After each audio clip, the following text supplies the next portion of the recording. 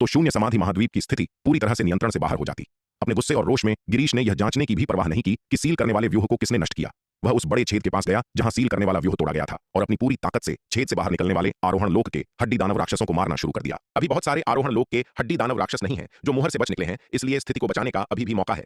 यदि बड़ी संख्या में आरोहण लोक के हड्डी दानव राक्षस बच निकलते हैं तो इसे बचाने का मौका भी नहीं मिलेगा। एकमात्र चीज जो गिरीश को कुछ हद तक राहत देती है वह यह है कि सील करने वाला व्यूह केवल एक छोटे से कोने में तोड़ा गया है, बड़े पैमाने पर नहीं। वे आरोहण लोक के हड्डी दानव राक्षस केवल इस सीमित उद्घाटन के माध्यम से ही बच सकते हैं, एक साथ बड़ी संख्या में नहीं। वर्तमान में यह उद्घाटन केवल लगभग 100 फीट चौड़ा है, जिससे एक समय में केवल 3 आरोहण लोक के हड्डी दानव राक्षस ही बच सकते हैं। हालांकि क्योंकि गिरीश बहुत देर से पहुंचा, उसके आने से पहले ही मुहर से 100 से अधिक आरोहण लोक के हड्डी दानव राक्षस बच निकले थे। गिरीश को उद्घाटन को अवरुद्ध करते हुए और सील के अंतराल से बाहर उड़ने वाले हड्डी दानव राक्षसों को लगातार मारते हुए देखकर आरोहण लोक के हड्डी दानव राक्षस, जो मूल रूप से मानव, जगन जयपाल, शेखर शर्मा, कुंवर ललित और विराट को घेर रहे थे, उन सभी ने अपना हमला छोड़ दिया और गिरीश पर हमला करने के लिए सेना में शामिल हो गए। इसने तुरंत उन सभी के दबाव को कम कर दिया जो भयानक स्थिति में थे। मौत से बचने के बाद वे अब और रुकने की हिम्मत नहीं कर सके और सभी दिशाओं में बिखर गए। वैदेही, जल्दी करो और जाओ। यह देखकर विराट ने वैदेही को चिल्लाया। और तुम? वैदेही ने जल्दी से पूछा। मैं रुकूंगा और देखूंगा कि चीजें कैसे चलती हैं। कौन जानता है, मैं उस वरिष्ठ की मदद करने में सक्षम हो सकता हूं, विराट ने कहा। अंततः शून्य समाधि गुप्त क्षेत्र के एक स्थानीय योद्धा का सामना करने के बाद विराट इस अवसर को हाथ से जाने नहीं देना चाहता था। वह इस पतले मध्यम आयु वर्ग के व्यक्ति से शून्य समाधि गुप्त क्षेत्र की बारीकियों के बारे में जानना चाहता था। विराट इस शून्य समाधि गुप्त क्षेत्र, जो अवसरों से भरा हुआ था, को तलवार संप्रदाय के पिछवाड़े में बदलना चाहता था और शून्य समाधि गुप्त क्षेत्र को तलवार संप्रदाय का पिछवाड़ा बनाने के लिए उसे इसकी स्थिति को अच्छी तरह से समझने की आवश्यकता थी। अन्यथा वह भविष्य में शून्य समाधि गुप्त क्षेत्र में तलवार संप्रदाय के योद्धाओं को प्रशिक्षित करने देने में सहज महसूस नहीं करेगा। फिर मैं भी नहीं जाऊंगी, मैं रुकूंगी और तुम्हारी मदद करूंगी, वैदेही ने तुरंत कहा। मदद मेरी जूती, अगर तुम रुकोगी तो तुम केवल मुझे पीछे खींचोगी। विराट खुद को शाप देने से नहीं रोक सका। विराट, मेरी ताकत उतनी कमजोर नहीं है जितना तुम कहते हो, वैदेही ने गुस्से से कहा। वह विराट को अकेला छोड़ने को लेकर वास्तव में चिंतित थी। अभी अभी यह इसलिए था क्योंकि वह उन दाव संघ शिष्यों को बचाने के लिए दौड़ी थी कि विराट भी उन राक्षसों द्वारा फंस गया था। अब उसे विराट को अकेला छोड़ने में बहुत बुरा लग रहा था। इतनी कमजोर नहीं, वैदेही, खुद सोचो, अगर मैंने तुम्हें नहीं बचाया होता तो तुम रक्त पिशाच संप्रदाय के हाथों कितनी बार मर चुकी होती। क्या तुम्हें अपनी खुद की स्थिति के बारे में कोई आत्म जागरूकता या समझ नहीं है, विराट ने एक उपहास के साथ कहा। विराट की बातें सुनकर वैदेही एक पल के लिए अवाक रह गई। हालांकि वह विराट की बातों पर बहुत गुस्से में थी और उनका खंडन करना चाहती थी, लेकिन विचार करने पर ऐसा लग रहा था कि विराट ने जो कहा वह वास्तव में सच था। विराट ने वास्तव में उसकी जान कई बार बचाई थी। उसकी मदद के बिना वह बहुत पहले ही मर चुकी होती और अब जीवित नहीं होती, जबकि उसकी ताकत विराट से अधिक थी। अस्तित्व कौशल और रणनीतिक कौशल के मामले में वह उससे बहुत पीछे थी। यदि वह रुकी तो वह वास्तव में उसके लिए बाधा बन सकती थी। विराट के पास वह अविश्वसनीय रूप से शक्तिशाली प्लायन ताबीज था। भले ही वह उन हड्डी दानव राक्षसों को नहीं हरा सके, लेकिन भागना कोई समस्या नहीं होनी चाहिए। यह सोचकर उसने कुछ अनिच्छा के साथ विराट की ओर देखा और कहा, विराट, मैं जा रही हूं, जल्दी करो और जाओ, रास्ते में मत आना। विराट ने अपना हाथ लापरवाही से हिलाया। विराट का रवैया देखकर वैदेही केवल चुपचाप जा सकती थी। हालांकि वह अभी निकली ही थी कि विराट ने उसे पुकारा। रुको, विराट चिल्लाया। विराट, तुमने अपना मन बदल लिया। वैदेही विराट की पुकार सुनकर अचानक रुक गई, एक प्रसन्न अभिव्यक्ति के साथ पीछे मुड़ी। मन बदल लिया? मेरी जूती, तुम कहां जा रही हो? विराट ने अवाक होकर कहा। शून्य समाधि गुप्त क्षेत्र का स्थानिक मार्ग दक्षिण में है, तुम उत्तर की ओर क्यों जा रही हो? क्या शून्य समाधि गुप्त क्षेत्र का स्थानिक मार्ग दक्षिण में है? वैदेही यह सुनकर दंग रह गई। उसने हमेशा माना था कि शून्य समाधि गुप्त क्षेत्र का स्थानिक मार्ग उनके उत्तर में था। यही कारण था कि मानव ने उन्हें उत्तर की ओर नेतृत्व किया था। हालांकि वे भी शून्य समाधि गुप्त क्षेत्र के भीतर कुछ खजाने और अवसर प्राप्त करने के लिए तरस रहे थे, लेकिन उनकी तत्काल प्राथमिकता अपने स्थान को निर्धारित करना था ताकि वे खो न जाएं। आखिरकार यदि वे शून्य समाधि गुप्त क्षेत्र में खो गए और वापस जाने का रास्ता नहीं खोज पाए तो अनगिनत खजाने और अवसर प्राप्त करना भी व्यर्थ होगा। हालांकि चूंकि जिस स्थान पर वे दिखाई दिए थे वह दाव संघ के नक्शे पर कभी दर्ज नहीं किया गया था, इसलिए वे केवल एक दिशा चुन सकते थे और चलते रह सकते थे, इस उम्मीद में कि एक दिन वे दाव संघ द्वारा खोजे गए क्षेत्र में प्रवेश कर सकते हैं। वे अपने स्थान का निर्धारण करने के बाद धीरे धीरे अन्वेषण और प्रशिक्षण कर सकते थे। वैदेही ने कभी नहीं सोचा था कि उनकी महीनों लंबी उत्तर की यात्रा न केवल उन्हें शून्य समाधि गुप्त क्षेत्र के स्थानिक मार्ग के करीब लाने में विफल रहेगी, बल्कि वास्तव में उन्हें और दूर ले जाएगी। यह वास्तव में विपरीत दिशा में जा रहा था। बेशक यह दक्षिण में है और शून्य समाधि गुप्त क्षेत्र का स्थानिक मार्ग यहां से बहुत दूर है। मेरा अनुमान है कि यह लगभग 400 खरब मील दूर है। बेहतर होगा कि तुम जल्दी यात्रा शुरू करो, अन्यथा तुम शायद शून्य समाधि गुप्त क्षेत्र का स्थानिक मार्ग गायब होने से पहले वापस नहीं आ पाओगी, विराट ने कहा। क्या 400 खरब मील से ज्यादा? वैदेही यह सुनकर पूरी तरह से दंग रह गई। अब शून्य समाधि गुप्त क्षेत्र का स्थानिक मार्ग गायब होने में केवल 1 वर्ष से थोड़ा अधिक समय बचा था। 400 खरब मील, इतनी विशाल दूरी, भले ही वे 1 वर्ष से अधिक समय तक बिना थके यात्रा करें, फिर भी वे इसे बना पाएंगे या नहीं, यह अनिश्चित था। विराट को इस बारे में चिंता करने की जरूरत नहीं थी, क्योंकि वह एक टेलीपोर्टेशन व्यूह स्थापित कर सकता था। हालांकि यदि दाव संघ का दाव पुत्र शून्य समाधि गुप्त क्षेत्र का स्थानिक मार्ग गायब होने से पहले वापस नहीं लौट सकता, तो वे पूरी तरह से वहां फंस जाएंगे। कम से कम वे अगले 300 वर्षों तक फंसे रहेंगे, केवल अगला स्थानिक मार्ग दिखाई देने के बाद ही निकल पाएंगे। वर्तमान में अनगिनत हड्डी दानव राक्षस शून्य समाधि गुप्त क्षेत्र से बच निकले थे। यदि वे अगले 300 वर्षों तक फंसे रहे तो उनका मरना तय था। साथ ही दाववादी विराट, आपने कहा कि शून्य समाधि गुप्त क्षेत्र का स्थानिक मार्ग 400 खरब मील से अधिक दूर है, क्या यह सच है? मानव ने विराट और वैदेही की बातचीत सुनकर कुछ गंभीर अभिव्यक्ति के साथ पूछा। 400 खरब मील एक ऐसी दूरी थी जिसे उसकी गति से भी केवल 1 वर्ष से अधिक समय में वापस लौटना मुश्किल होगा। अन्य दाव संघ शिष्यों के लिए यह और भी चुनौतीपूर्ण होगा। गिरीश द्वारा बड़ी संख्या में आरोहण लोक के हड्डी दानव राक्षसों का दबाव खींचने के बाद अन्य लोग बिखर गए और भाग गए, लेकिन मानव वहीं रहा। विराट, वैदेही और हेमंत के अभी भी वहां होने के कारण वह पहले नहीं जा सकता था। आखिरकार विराट, वैदेही और हेमंत उनके बचाव के लिए दौड़े थे। मानव के गौरव के साथ वह इतना एहसान फरामोश नहीं हो सकता था। बेशक यह सच है, क्या मैं तुमसे झूठ बोलकर खाना खाऊंगा? विराट ने उसकी ओर देखा, चिढ़कर कहा। उसे मानव से बहुत अधिक लगाव नहीं था। यदि इस आदमी ने पत्थर के खंभों में से एक को नष्ट नहीं किया होता और आदिम जादुई खजाना नहीं लिया होता जिससे पूरा सील करने वाला व्यूह टूट गया, तो चीजें इस तरह नहीं होती। साथ ही दांववादी विराट, आज के लिए धन्यवाद। यदि मैं मानव यहां से जीवित निकलने में सक्षम हुआ तो मैं निश्चित रूप से आज आपकी दया का बदला चुकाऊंगा। मेरे पास अन्य मामले हैं जिन पर ध्यान देना है, इसलिए मैं पहले अपनी छुट्टी लूंगा। मानव ने विराट के सामने हाथ जोड़े, फिर उसकी आकृति चमकी और वह जल्दी से अन्य दांववादियों का पीछा करने के लिए निकल गया। कई दांववादी पहले उत्तर की ओर भाग गए थे। यदि विराट ने जो कहा वह सच था, तो वे दांववादी जो उत्तर की ओर भागते रहे, वे केवल मौत को दावत दे रहे थे। दांव संघ के 10 दांववादियों में से एक के रूप में इन जीवित दांववादियों को सुरक्षित वापस लाने की उसकी जिम्मेदारी थी। विराट, फिर मैं भी पहले निकल रही हूं। वैदेही ने भी जल्दी से विराट को विदाई दी। उसे भी उन दांव शिष्यों को वापस इकट्ठा करने की आवश्यकता थी, अन्यथा यदि उन्हें बिखरने और भागने की अनुमति दी गई तो उनके जीवित रहने की संभावना कम होगी। हालांकि वैदेही इन दांव शिष्यों की पिछली जिद पर गुस्से में थी, लेकिन वह अपने साथी शिष्यों को शून्य समाधि गुप्त क्षेत्र में मरते हुए नहीं देख सकती थी। वैदेही, एक पल रुको। विराट ने फिर से वैदेही को पुकारा। उसने 2 संचार ताबीज निकाले और उन्हें क्रमशः वैदेही और हेमंत को सौंपते हुए कहा, ये 2 संचार ताबीज हैं जिनका उपयोग शून्य समाधि गुप्त क्षेत्र के भीतर संचार के लिए किया जा सकता है। यदि आपको कोई समस्या आती है तो आप किसी भी समय मुझसे संपर्क कर सकते हैं। विराट की बातें सुनकर वैदेही और हेमंत दोनों हैरान रह गए। विराट वास्तव में ऐसे ताबीज को परिष्कृत कर सकता था जिसका उपयोग शून्य समाधि गुप्त क्षेत्र के भीतर संचार के लिए किया जा सकता था। इसने वास्तव में उन्हें आश्चर्यचकित कर दिया। यह ज्ञात होना चाहिए कि प्रत्येक दुनिया में स्वर्ग और पृथ्वी के नियम अलग अलग होते हैं और शक्ति सिंधु महाद्वीप में उपयोग किए जाने वाले संचार ताबीज शून्य समाधि गुप्त क्षेत्र में काम नहीं करेंगे। शून्य समाधि गुप्त क्षेत्र के भीतर संवाद करने के लिए विशेष संचार ताबीज को क्षेत्र के अद्वितीय नियमों के अनुसार तैयार किया जाना चाहिए। ताबीज को तैयार करना मुश्किल नहीं है, चुनौती उन्हें शून्य समाधि गुप्त क्षेत्र के नियमों में एकीकृत करने में है। शक्ति सिंधु महाद्वीप पर कई शिल्पकार साधारण संचार ताबीज बना सकते हैं। ऐसा इसलिए है क्योंकि ये शिल्पकार शक्ति सिंधु महाद्वीप पर पैदा हुए और पले बढ़े हैं, जिनके पास इसके कई मौलिक कानूनों के साथ प्राकृतिक परिचितता है। उन्हें स्थानीय रूप से उपयोग करने योग्य ताबीज बनाने के लिए स्थानिक कानूनों की गहरी समझ की आवश्यकता नहीं है। हालांकि एक विदेशी क्षेत्र में उपयोग करने योग्य संचार ताबीज तैयार करना एक अविश्वसनीय रूप से कठिन कार्य है। इसलिए वैदेही और हेमंत स्पष्ट रूप से समझ गए कि विराट की उपलब्धि कितनी उल्लेखनीय थी, लेकिन विराट के कई आश्चर्यजनक तरीकों को देखते हुए उन्हें लगा कि ऐसा करना पूरी तरह से आश्चर्यजनक नहीं था। विराट, धन्यवाद, वैदेही ने कहा। विराट द्वारा पेश किए गए संचार ताबीज को स्वीकार करते हुए उसकी आंखें थोड़ी लाल थीं। हालांकि विराट अक्सर उसे डांटता था और उसके प्रति काफी कठोर था, लेकिन वह महसूस कर सकती थी कि वह वास्तव में उसकी परवाह करता है। भाई विराट, अपना ख्याल रखना। हेमंत ने संचार ताबीज स्वीकार किया, विराट को सम्मानपूर्वक नमन किया और गंभीरता से कहा। वास्तव में विराट के साथ उसका रिश्ता बहुत गहरा नहीं था, वह उसे केवल वैदेही की वजह से जानता था। हालांकि विराट ने उस पर इतना भरोसा किया और उसके साथ एक सच्चे दोस्त की तरह व्यवहार किया। इस दयालुता ने हेमंत को बहुत प्रभावित किया। ठीक है, जल्दी करो और जाओ, समय बर्बाद मत करो, नहीं तो हालात बदल सकते हैं। विराट ने हाथ हिलाया और कहा। वैदेही और हेमंत ने आंशिक रूप से टूटे हुए सील करने वाले व्यूह को देखा, फिर से विराट को गहराई से देखा और गंभीरता से सिर झुकाया। अलविदा। इसके साथ वे एक फ्लैश में गायब हो गए, क्षितिज में गायब हो गए। सबके चले जाने के बाद विराट मुहर की दरार की ओर चमका। शार्दूल के साथ आरोहण लोक के हड्डी दानवों को मारने वालों की श्रेणी में शामिल हो गया। विराट ने आरोहण लोक के शुरुआती और मध्य चरण के हड्डी दानवों को निशाना बनाया और अंतिम चरण वालों को शार्दूल के लिए छोड़ दिया। गिरीश, जो पहले से ही सैकड़ों आरोहण लोक के हड्डी दानवों की घेराबंदी और मुहर की दरार से राक्षसों की निरंतर धारा के कारण अत्यधिक दबाव में था, भारी दबाव का सामना कर रहा था। हालांकि वह एक दिव्य विकास लोक विशेषज्ञ था, लेकिन लंबे समय तक भूख के कारण उसका सच्चा सार लगभग समाप्त हो गया था, जिससे वह अपनी पूर्व ताकत के केवल एक अंश के साथ रह गया था। आरोहण लोक के हड्डी दानवों की इतनी बड़ी भीड़ का सामना करना कोई आसान काम नहीं था। उसने जो भी हमला किया, प्रत्येक हड्डी दानव को मारा, उसके सच्चे सार का एक हिस्सा खा गया। अब विराट और शार्दूल के मैदान में शामिल होने के साथ गिरीश का दबाव काफी कम हो गया था। जल्द ही तीनों के बीच एक मौन समझौता हो गया। गिरीश ने विशेष रूप से आरोहण लोक के शिखर और अर्धचरण दिव्य विकास लोक के हड्डी दानव राक्षसों को निशाना बनाया, जबकि शार्दूल ने आरोहण लोक के अंतिम चरण के हड्डी दानव राक्षसों को निशाना बनाया। विराट आरोहण लोक के शुरुआती और मध्य चरण के हड्डी दानव राक्षसों के लिए जिम्मेदार था। लड़के, तुम कौन हो? तुम कहां से आए हो? तुम हमारे शून्य समाधि महाद्वीप पर क्यों हो? दबाव काफी कम होने के साथ गिरीश के पास कुछ खाली समय था। मुहर के अंतराल से बाहर उड़ने वाले हड्डी दानव राक्षसों को मारते हुए उसने विराट से पूछा, हम शक्ति सिंधु महाद्वीप नामक जगह से आए हैं।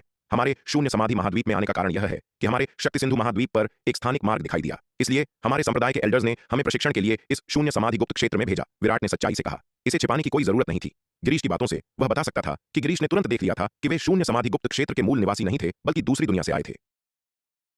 विराट के महापंचतत्व तलवार व्यूह स्थान से आए हैं। हम इस शून्य समाधि महाद्वीप में इसलिए आ पाए क्योंकि हमारे शक्ति सिंधु महाद्वीप पर एक स्थानिक द्वार प्रकट हुआ था, इसीलिए हमारे संप्रदाय के बुजुर्गों ने हमें इस शून्य समाधि गुप्त क्षेत्र में प्रशिक्षण के लिए भेजा है।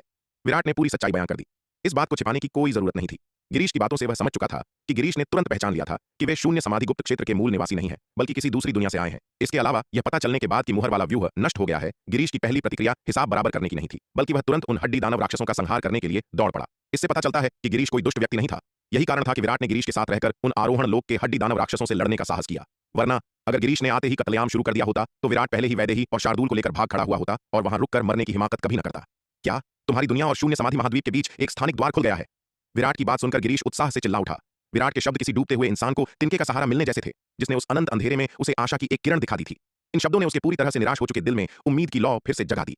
बिल्कुल सही, विराट ने सिर हिलाया। गिरीश की प्रतिक्रिया देखकर विराट थोड़ा हैरान हुआ। वह सोच रहा था कि गिरीश इतनी जोरदार प्रतिक्रिया क्यों दे रहा है। इसके अलावा उसने गिरीश से गुस्से, सावधानी या शक के बजाय अत्यधिक उत्साह और चरम खुशी की लहरें महसूस की। यह विराट की अपेक्षा से बिल्कुल अलग प्रतिक्रिया थी। विराट ने एक परीक्षण के तौर पर गिरीश को सच बताया था। वह देखना चाहता था कि इस मामले पर उसका क्या रवैया है, ताकि वह अपना अगला कदम उठा सके। हालांकि गिरीश की प्रतिक्रिया स्पष्ट रूप से उसकी उम्मीद से कहीं बेहतर थी। हाँ हाँ हाँ, हम बच गए, हमारा शून्य समाधि महाद्वीप बच गया। गिरीश अनियंत्रित खुशी के साथ जोर जोर से हंसने लगा। भैया, आपके कहने का क्या मतलब है? यह देखकर विराट ने टटोलते हुए पूछा। नौजवान, अरे नहीं नन्हे मित्र, जल्दी वापस जाओ और अपने संप्रदाय के बुजुर्गों को बताओ कि वे स्थानिक द्वार के माध्यम से हमारे शून्य समाधि महाद्वीप में आए और राक्षसों का नाश करने में हमारे साथ शामिल हों। भले ही हम अलग अलग दुनिया से हैं, लेकिन हम सभी इंसान हैं, एक ही खून के रिश्ते में बंधे हैं और हमें राक्षसों से लड़ने के लिए मिलकर काम करना चाहिए। गिरीश ने अपनी खुशी को दबाते हुए जल्दी से विराट से कहा। भैया, आखिर माजरा क्या है? विराट ने उलझन भरी नजरों से पूछा। नन्हे मित्र, क्या तुम इन मोहरों को देख रहे हो? ये मोहरें हमारे शून्य समाधि महाद्वीप के पूर्वजों ने भारी कीमत चुकाकर स्थापित की थीं। अनगिनत पूर्वजों और अर्षियों ने इन शापित कचरे के ढेर को सील करने के लिए अपने प्राणों की आहुति दे दी। गिरीश ने मुहर वाले व्यूह की ओर इशारा करते हुए कहा। लेकिन अब हम और अधिक समय तक नहीं टिक सकते। ये शापित हड्डी दानव अब आजाद होने ही वाले हैं। एक बार जब ये हड्डी दानव अपनी कैद से छूट गए तो न केवल हमारा शून्य समाधि महाद्वीप विनाश की आग में जल जाएगा, बल्कि कई और दुनियाएं भी इनके कहर का शिकार होंगी। इसलिए नन्हे मित्र, मैं ईमानदारी से अनुरोध करता हूं कि तुम्हारे शक्ति सिंधु महाद्वीप के शक्तिशाली योद्धा हमारे शून्य समाधि महाद्वीप में आएं और इन हड्डी दानवों के खतरे से निपटने में हमारे साथ शामिल हों। गिरीश ने विराट की ओर देखते हुए गंभीरता से कहा। भैया, ये मोहरें तो बिल्कुल ठीक हैं, भला एक हड्डी दानव राक्षस इन्हें तोड़कर कैसे भाग सकता है? विराट ने सवाल किया। मैंने पहले एक और जगह पर एक मुहर देखी थी जिसे एकलव्य स्तर 37 मुहर कहा जाता था। मेरी राय में वह एकलव्य स्तर 37 मुहर बाहर से नष्ट नहीं हुई थी, बल्कि इसलिए टूटी क्योंकि मुहर वाले व्यूह की ऊर्जा ही खत्म हो गई थी। आपने इन मुहर वाले व्यूहों की ऊर्जा को फिर से क्यों नहीं भरा और उनकी शक्ति को कमजोर होकर अंततः टूटने दिया? नन्हे मित्र, ऐसा नहीं है कि हम इन मुहर वाले व्यूहों की ऊर्जा को फिर से भरना नहीं चाहते, बात यह है कि हम ऐसा कर ही नहीं सकते। गिरीश ने एक कड़वी मुस्कान के साथ कहा। क्यों? विराट ने जिज्ञासा से पूछा। नन्हे मित्र, क्या तुम देख नहीं रहे? इस दुनिया की आध्यात्मिक ऊर्जा हड्डी दानव वंश की हड्डी दानव ऊर्जा से प्रदूषित हो चुकी है। गिरीश ने आकाश की ओर इशारा किया। उसका चेहरा कड़वाहट से भर गया। उस समय हमारा शून्य समाधि महाद्वीप हड्डी दानव वंश के खिलाफ लड़ाई में लगभग जीत ही गया था, लेकिन अंतिम क्षण में हड्डी दानव वंश ने अपने तरीकों का इस्तेमाल करके इस दुनिया की आध्यात्मिक ऊर्जा को प्रदूषित कर दिया, जिससे हमारे लिए अपनी ऊर्जा के भंडार को भरने के लिए स्वर्ग और पृथ्वी से आध्यात्मिक ऊर्जा को अवशोषित करना असंभव हो गया। ऊर्जा की कमी के कारण हड्डी दानव वंश के खिलाफ हमारा युद्ध जारी नहीं रह सका। इसलिए हमारे पूर्वजों को भारी कीमत चुकानी पड़ी। अपनी जीवन भर की साधना और प्राणों का उपयोग करके इन हड्डी दानव वंश के सदस्यों को सील करने के लिए एक मुहर वाला व्यूह बनाना पड़ा। उन्होंने हम वंशजों के लिए समय खरीदने की कोशिश की ताकि हम उनसे निपटने का कोई रास्ता खोज सकें, लेकिन दुर्भाग्य से लाखों साल बीत चुके हैं और न केवल हमें कोई समाधान नहीं मिला, बल्कि हमारे संचित आध्यात्मिक पत्थर धीरे धीरे खत्म हो गए हैं और यहां तक कि यह मुहर वाला व्यूह भी अब ढाने लगा है। इसके अलावा ऊर्जा की कमी के कारण न केवल मोहरें टूट रही हैं, बल्कि मोहरों की रक्षा करने वाले योद्धा भी ऊर्जा की कमी के कारण भूख से मर रहे हैं। 200 साल पहले एकलव्य स्तर की मोहर की रक्षा करने वाला एक योद्धा अत्यधिक भूख से तड़पते हुए स्वर्ग और पृथ्वी से प्रदूषित आध्यात्मिक ऊर्जा को अवशोषित करने से खुद को रोक नहीं पाया। परिणाम स्वरूप वह अंततः इस प्रदूषित आध्यात्मिक ऊर्जा से भ्रष्ट हो गया और उसने मुहर वाले व्यूह को तोड़ दिया। वह हमारे शून्य समाधि महाद्वीप पर टूटने वाली पहली मुहर थी और उसके बाद से यह सिलसिला थमने का नाम नहीं ले रहा। लगभग हर साल मोहरों की रक्षा करने वाले योद्धा भूख से मर रहे हैं और कुल 15 मुहर वाले व्यूह टूट चुके हैं। अगर यह स्थिति जारी रही तो मुझे डर है कि एक दिन सभी मुहर वाले व्यूह टूट जाएंगे। उस समय यह हमारे शून्य समाधि महाद्वीप के लिए एक महाप्रलय होगी। गिरीश ने विराट से कुछ भी नहीं छिपाया, बल्कि उसे सारे राज विस्तार से बता दिए। उसने शून्य समाधि महाद्वीप को बचाने की अपनी सारी उम्मीदें विराट पर टिका दी थीं। गिरीश के लिए, जो पहले से ही पूरी तरह से निराश था, यह किसी डूबते हुए को तिनके का सहारा मिलने जैसा था। विराट का दिखना एक तलवार संप्रदाय के उन चमत्कारी संसाधनों के बिना वे यह दावा करने की हिम्मत भी नहीं कर सकते थे कि उनके पास आरोहण लोक में प्रवेश करने का 100% मौका है। का दिखना एक जीवन रेखा की तरह था और स्वाभाविक रूप से वह इसे आसानी से जाने नहीं दे सकता था। ओह, तो यह बात है। गिरीश की बातें सुनकर विराट ने अचानक समझ आते हुए सिर हिलाया। कोई आश्चर्य नहीं कि पिछले मध्य महाद्वीप मार्शल आर्ट्स टूर्नामेंट में शून्य समाधि गुप्त क्षेत्र में प्रवेश करने वाले योद्धाओं का सामना इन हड्डी दानव राक्षसों से नहीं हुआ था। पता चला कि पहली मुहर 200 साल पहले ही टूटी थी। सबसे हालिया मध्य महाद्वीप मार्शल आर्ट्स टूर्नामेंट 300 साल पहले हुआ था, यानी शून्य समाधि गुप्त क्षेत्र की पहली मुहर पिछले मध्य महाद्वीप मार्शल आर्ट्स टूर्नामेंट के 100 साल बाद टूटी थी। इस साल शून्य समाधि गुप्त क्षेत्र में प्रवेश करने वाले योद्धा शून्य समाधि गुप्त क्षेत्र की मुहर टूटने के बाद प्रवेश करने वाले पहले समूह थे, इसलिए वे दांव संघ के पहले योद्धा थे जिनका सामना उन हड्डी दानव राक्षसों से हुआ। नन्हे मित्र, कृपया अपने संप्रदाय के बुजुर्गों को इस मामले के बारे में जरूर बताना और उनसे कहना कि वे हमारे शून्य समाधि महाद्वीप में आएं और इन हड्डी दानव राक्षसों से मिलकर लड़ें। भले ही हम एक ही दुनिया से नहीं हैं, लेकिन हम सब इंसान हैं। गिरीश ने विराट की ओर देखा और बहुत ही गंभीरता से कहा, यह कनिष्ठ आपके लिए संदेश जरूर पहुंचाएगा, लेकिन मेरे संप्रदाय के बुजुर्ग इस मामले पर सहमत होंगे या नहीं, इसकी गारंटी मैं नहीं दे सकता। विराट ने कहा। उसे शून्य समाधि गुप्त क्षेत्र की स्थिति की गहरी समझ नहीं थी, इसलिए वह इस मामले पर आसानी से सहमत होने की हिम्मत नहीं कर सकता था। हालांकि उसे गिरीश से शून्य समाधि गुप्त क्षेत्र की स्थिति का कारण पता चल गया था, लेकिन वह यह नहीं जानता था कि शून्य समाधि गुप्त क्षेत्र में कितनी मोहरें थीं और एकलव्य स्तर और सम्राट स्तर की मोहरों के अलावा और कितने स्तर की मोहरें थीं। सम्राट स्तर की मोहर के भीतर सील किए गए हड्डी दानव राक्षस पहले से ही आरोहण लोक के थे, तो सम्राट स्तर की मोहर से एक स्तर ऊपर सील किए गए राक्षसों का क्या होगा? क्या इसका मतलब यह नहीं होगा कि वे दिव्य विकास लोक के हड्डी दानव थे या उससे भी ऊंचे महाविपत्ति लोक के? इसके अलावा उसे इस बात का कोई अंदाजा नहीं था कि शून्य समाधि गुप्त क्षेत्र में इंसान वास्तव में कितने शक्तिशाली थे। अगर महाविपत्ति लोक का कोई विशेषज्ञ अचानक यहां प्रकट हो जाए तो तलवार संप्रदाय और दिव्य पवन महल के विशेषज्ञों को यहां लाना अपने ही लोगों को मौत के मुंह में भेजने जैसा होगा। इसलिए इस मामले में सावधानी की आवश्यकता थी, जल्दबाजी कोई विकल्प नहीं थी। नन्हे मित्र, हमारा शून्य समाधि महाद्वीप तुम्हारे शक्ति सिंधु महाद्वीप की मदद मुफ्त में नहीं लेगा। हम तुम्हें इनाम के तौर पर भारी मात्रा में खजाना दे सकते हैं। यह सुनकर गिरीश ने जल्दी से कहा। वह भी जानता था कि दूसरी दुनिया के लोग बिना किसी कारण के उनके शून्य समाधि महाद्वीप की मदद करने और हड्डी दानवों का विरोध करने के लिए इतने तैयार नहीं होंगे। आखिरकार हड्डी दानव वंश के आक्रमण से पहले शून्य समाधि महाद्वीप के भीतर विभिन्न संप्रदाय और ताकतें भीषण आंतरिक संघर्षों में उलझी हुई थीं। यह केवल आक्रमण और विनाश के खतरे के कारण था कि शून्य समाधि महाद्वीप के सभी मनुष्यों ने अपने मतभेद भुला दिए और सामान्य दुश्मन के खिलाफ एकजुट हो गए। अगर एक ही दुनिया के लोग इस तरह व्यवहार करते थे तो अलग अलग दुनिया के लोग और कैसा व्यवहार करेंगे? बिना किसी फायदे के किसी दूसरी दुनिया की शक्तिशाली हस्ती को मदद के लिए बुलाना शायद कुछ लोगों के लिए एक थैंकलेस काम होगा। इसके अलावा शून्य समाधि महाद्वीप का हड्डी दानव वंश उनके शक्ति सिंधु महाद्वीप के लोगों के लिए कोई खतरा नहीं था। यह सुनकर विराट की आंखों में चमक आ गई। भैया, क्या आपने अभी यह नहीं कहा कि आपके शून्य समाधि महाद्वीप की ऊर्जा खत्म होने वाली है? क्या आपके पास अभी भी खजाने हैं? विराट ने टटोलते हुए पूछा। हमने केवल अपने आध्यात्मिक पत्थर खत्म किए हैं, लेकिन हमारे पास अभी भी कई जादुई खजाने, मार्शल आर्ट्स ग्रंथ और दुर्लभ खनिजों के भंडार हैं, गिरीश ने जल्दी से समझाया। फिर उसने उन पत्थर के खंभों की ओर इशारा किया जो मुहर वाले व्यूह का निर्माण करते थे और कहा, नन्हे मित्र, क्या तुम देख रहे हो? हमारे पास अभी भी इन जन्मजात जादुई खजानों का एक पूरा जखीरा है। जब तक तुम्हारे शक्ति सिंधु महाद्वीप के विशेषज्ञ आकर मदद करने को तैयार हैं, हम तुम्हें ये सभी जन्मजात जादुई खजाने दे सकते हैं। उनके शून्य समाधि महाद्वीप में अब खजानों की कमी नहीं है, बल्कि उन्हें सक्रिय करने के लिए ऊर्जा की कमी है। जो योद्धा अभी भी बमुश्किल अपनी जान बचाए हुए हैं, उनके शरीर में बहुत कम सच्चा सार बचा है, जिससे अपनी जान बचाना भी मुश्किल हो रहा है। इन जादुई खजानों को सक्रिय करना तो दूर की बात है, शून्य समाधि महाद्वीप के विशेषज्ञों की नजर में ये जादुई खजाने मूल रूप से बेकार हैं, यहां तक कि कुछ 9वें दर्जे के आध्यात्मिक पत्थरों जितने भी व्यावहारिक नहीं है। जैसे अभी जब वह लगातार उन हड्डी दानव राक्षसों को मार रहा था जो मुहर तोड़कर बाहर आए थे, तो वह जादुई खजानों का उपयोग करने में हिचकिचा रहा था, क्योंकि हालांकि जन्मजात जादुई खजानों की शक्ति बहुत अधिक थी, लेकिन इसमें सच्चा सार भी अधिक खर्च होता था। वह अब अपने सच्चे सार की एक एक बूंद का उपयोग करने के लिए इतना उत्सुक था कि वह इसे अपने जादुई उपकरण को चलाने में बर्बाद करने से कतरा रहा था। यह सुनकर विराट की आंखों में एक विचारशील भाव आ गया। वह शून्य समाधि गुप्त क्षेत्र की स्थिति के बारे में ज्यादा नहीं जानता था, और इस युद्ध में तलवार संप्रदाय और दिव्य पवन महल के विशेषज्ञों को जल्दबाजी में शामिल करना बुद्धिमानी नहीं होगी। हालांकि वह शून्य समाधि गुप्त क्षेत्र के योद्धाओं के साथ व्यापार कर सकता था। शून्य समाधि गुप्त क्षेत्र के योद्धा जिस वर्तमान दुर्दशा का सामना कर रहे थे, उसका कारण यही था कि उनके पास ऊर्जा की कमी थी। अगर वह शून्य समाधि गुप्त क्षेत्र के योद्धाओं को नागदंत चावल बेचता, तो क्या उनकी दुर्दशा दूर नहीं हो जाएगी? शून्य समाधि गुप्त क्षेत्र के योद्धाओं को नागदंत चावल बेचने से उन्हें हड्डी दानव वंश से लड़ने में मदद मिलेगी, और वह खुद भी एक बड़ी कमाई कर सकेगा। ऐसी स्थिति में जहां दोनों का फायदा हो, क्यों न ऐसा किया जाए? जैसे ही विराट विचार कर रहा था, अचानक जमीन से कई जोरदार धमाकों की आवाजें गूंज उठीं। जमीन, जिसमें पहले से ही 100 फीट चौड़ा एक बड़ा छेद हो गया था, तीव्र झटकों के कारण कई गुना फैल गया। स्पष्ट रूप से मानव मुशुहुआई ने जो जन्मजात जादुई खजाना लिया था, उसका मुहर वाले व्यूह पर तेजी से गहरा प्रभाव पड़ रहा था। व्यूह के सबसे महत्वपूर्ण तत्वों में से एक के गायब होने से पूरा मुहर वाला व्यूह बुरी तरह से बाधित हो गया था, जिससे इसकी शक्ति बहुत कम हो गई थी। इस बीच जमीन के नीचे सील किए गए हड्डी दानव राक्षस व्यूह पर हमला करते रहे, जिससे खाई और चौड़ी होती गई। खाई के फैलने के साथ 10 आरोहण लोक के हड्डी दानव राक्षस एक साथ इसमें से बाहर निकल सकते थे। यह देखकर गिरीश के चेहरे का रंग बुरी तरह उड़ गया। नन्हे मित्र, तुम्हें तुरंत निकलना होगा, यह मुहर अब बेकाबू होने वाली है, गिरीश ने विराट से गंभीरता से कहा। भैया, और आप? विराट ने पूछा। विराट की बात सुनकर गिरीश काफी देर तक खामोश रहा और फिर कड़वाहट से बोला, मैं इस तरह नहीं जा सकता। अगर मैं चला गया तो यह मुहर वाला व्यूह वास्तव में बेकाबू हो जाएगा। एक बार जब अनगिनत आरोहण लोक के हड्डी दानव राक्षस जमीन से बाहर निकल आएंगे, तो हमारा शून्य समाधि महाद्वीप वास्तव में विनाश का सामना करेगा। मुझे इस मुहर वाले व्यूह की मरम्मत के लिए यहीं रहना होगा। यह सुनकर विराट खामोश हो गया। मुहर वाले व्यूह की वर्तमान स्थिति को देखते हुए गिरीश के पास इसकी मरम्मत करने का एकमात्र तरीका अपनी शक्ति का बलिदान करना था। उस स्थिति में गिरीश की मृत्यु निश्चित थी। यह सोचकर विराट ने एक फैसला किया। भैया, क्या पूरी ताकत से न लड़ पाने का कारण आपके सच्चे सार की कमी है? विराट ने गिरीश की ओर देखते हुए पूछा।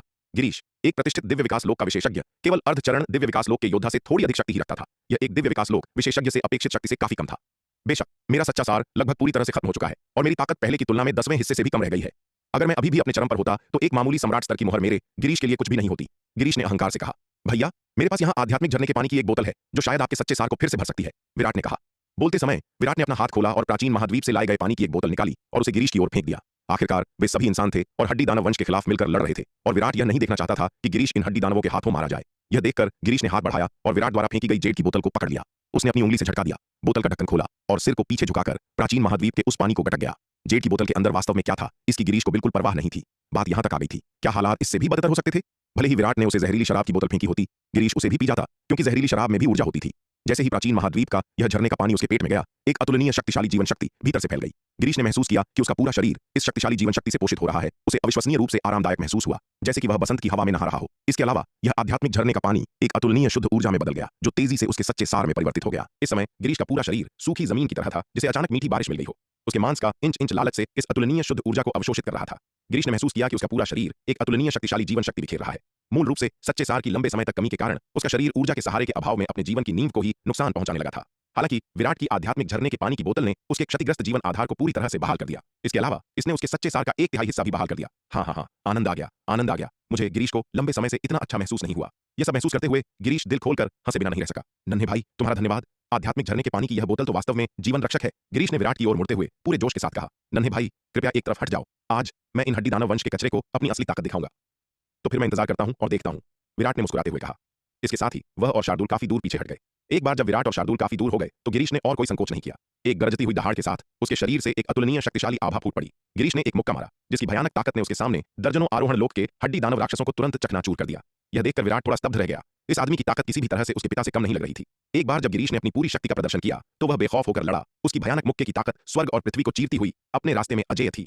वे आरोहण लोक के हड्डी दानव राक्षस उसके सामने टिक नहीं सके। यहां तक कि अर्धचरण दिव्य विकास लोक के हड्डी दानव राक्षस भी उसके मुक्के का सामना नहीं कर सके। आरोहण लोक और दिव्य विकास लोक के विशेषज्ञों के बीच का अंतर पहले से ही अकल्पनीय रूप से विशाल था। युद्ध व्यूह बनाए बिना चाहे कितने भी आरोहण लोक के योद्धा क्यों न हो, वे एक दिव्य विकास लोक के विशेषज्ञ को मारने के लिए पर्याप्त नहीं होंगे। केवल युद्ध व्यूह बनाकर ही आरोहण लोक के योद्धाओं की संख्यात्मक श्रेष्ठता का एहसास किया जा सकता था। हालांकि भले ही मानव ने इस सम्राट स्तर की 13वीं मोहर से एक आदिम जादुई खजाना ले लिया था, लेकिन यह पूरी तरह से नष्ट नहीं हुआ था। केवल एक दरार पैदा हुई थी। जबकि दरार अब बड़ी हो रही है, हर बार केवल 20 आरोहण लोक के हड्डी दानव राक्षस ही बाहर निकल सकते हैं, जो किसी भी युद्ध व्यूह को बनाने के लिए पर्याप्त नहीं है।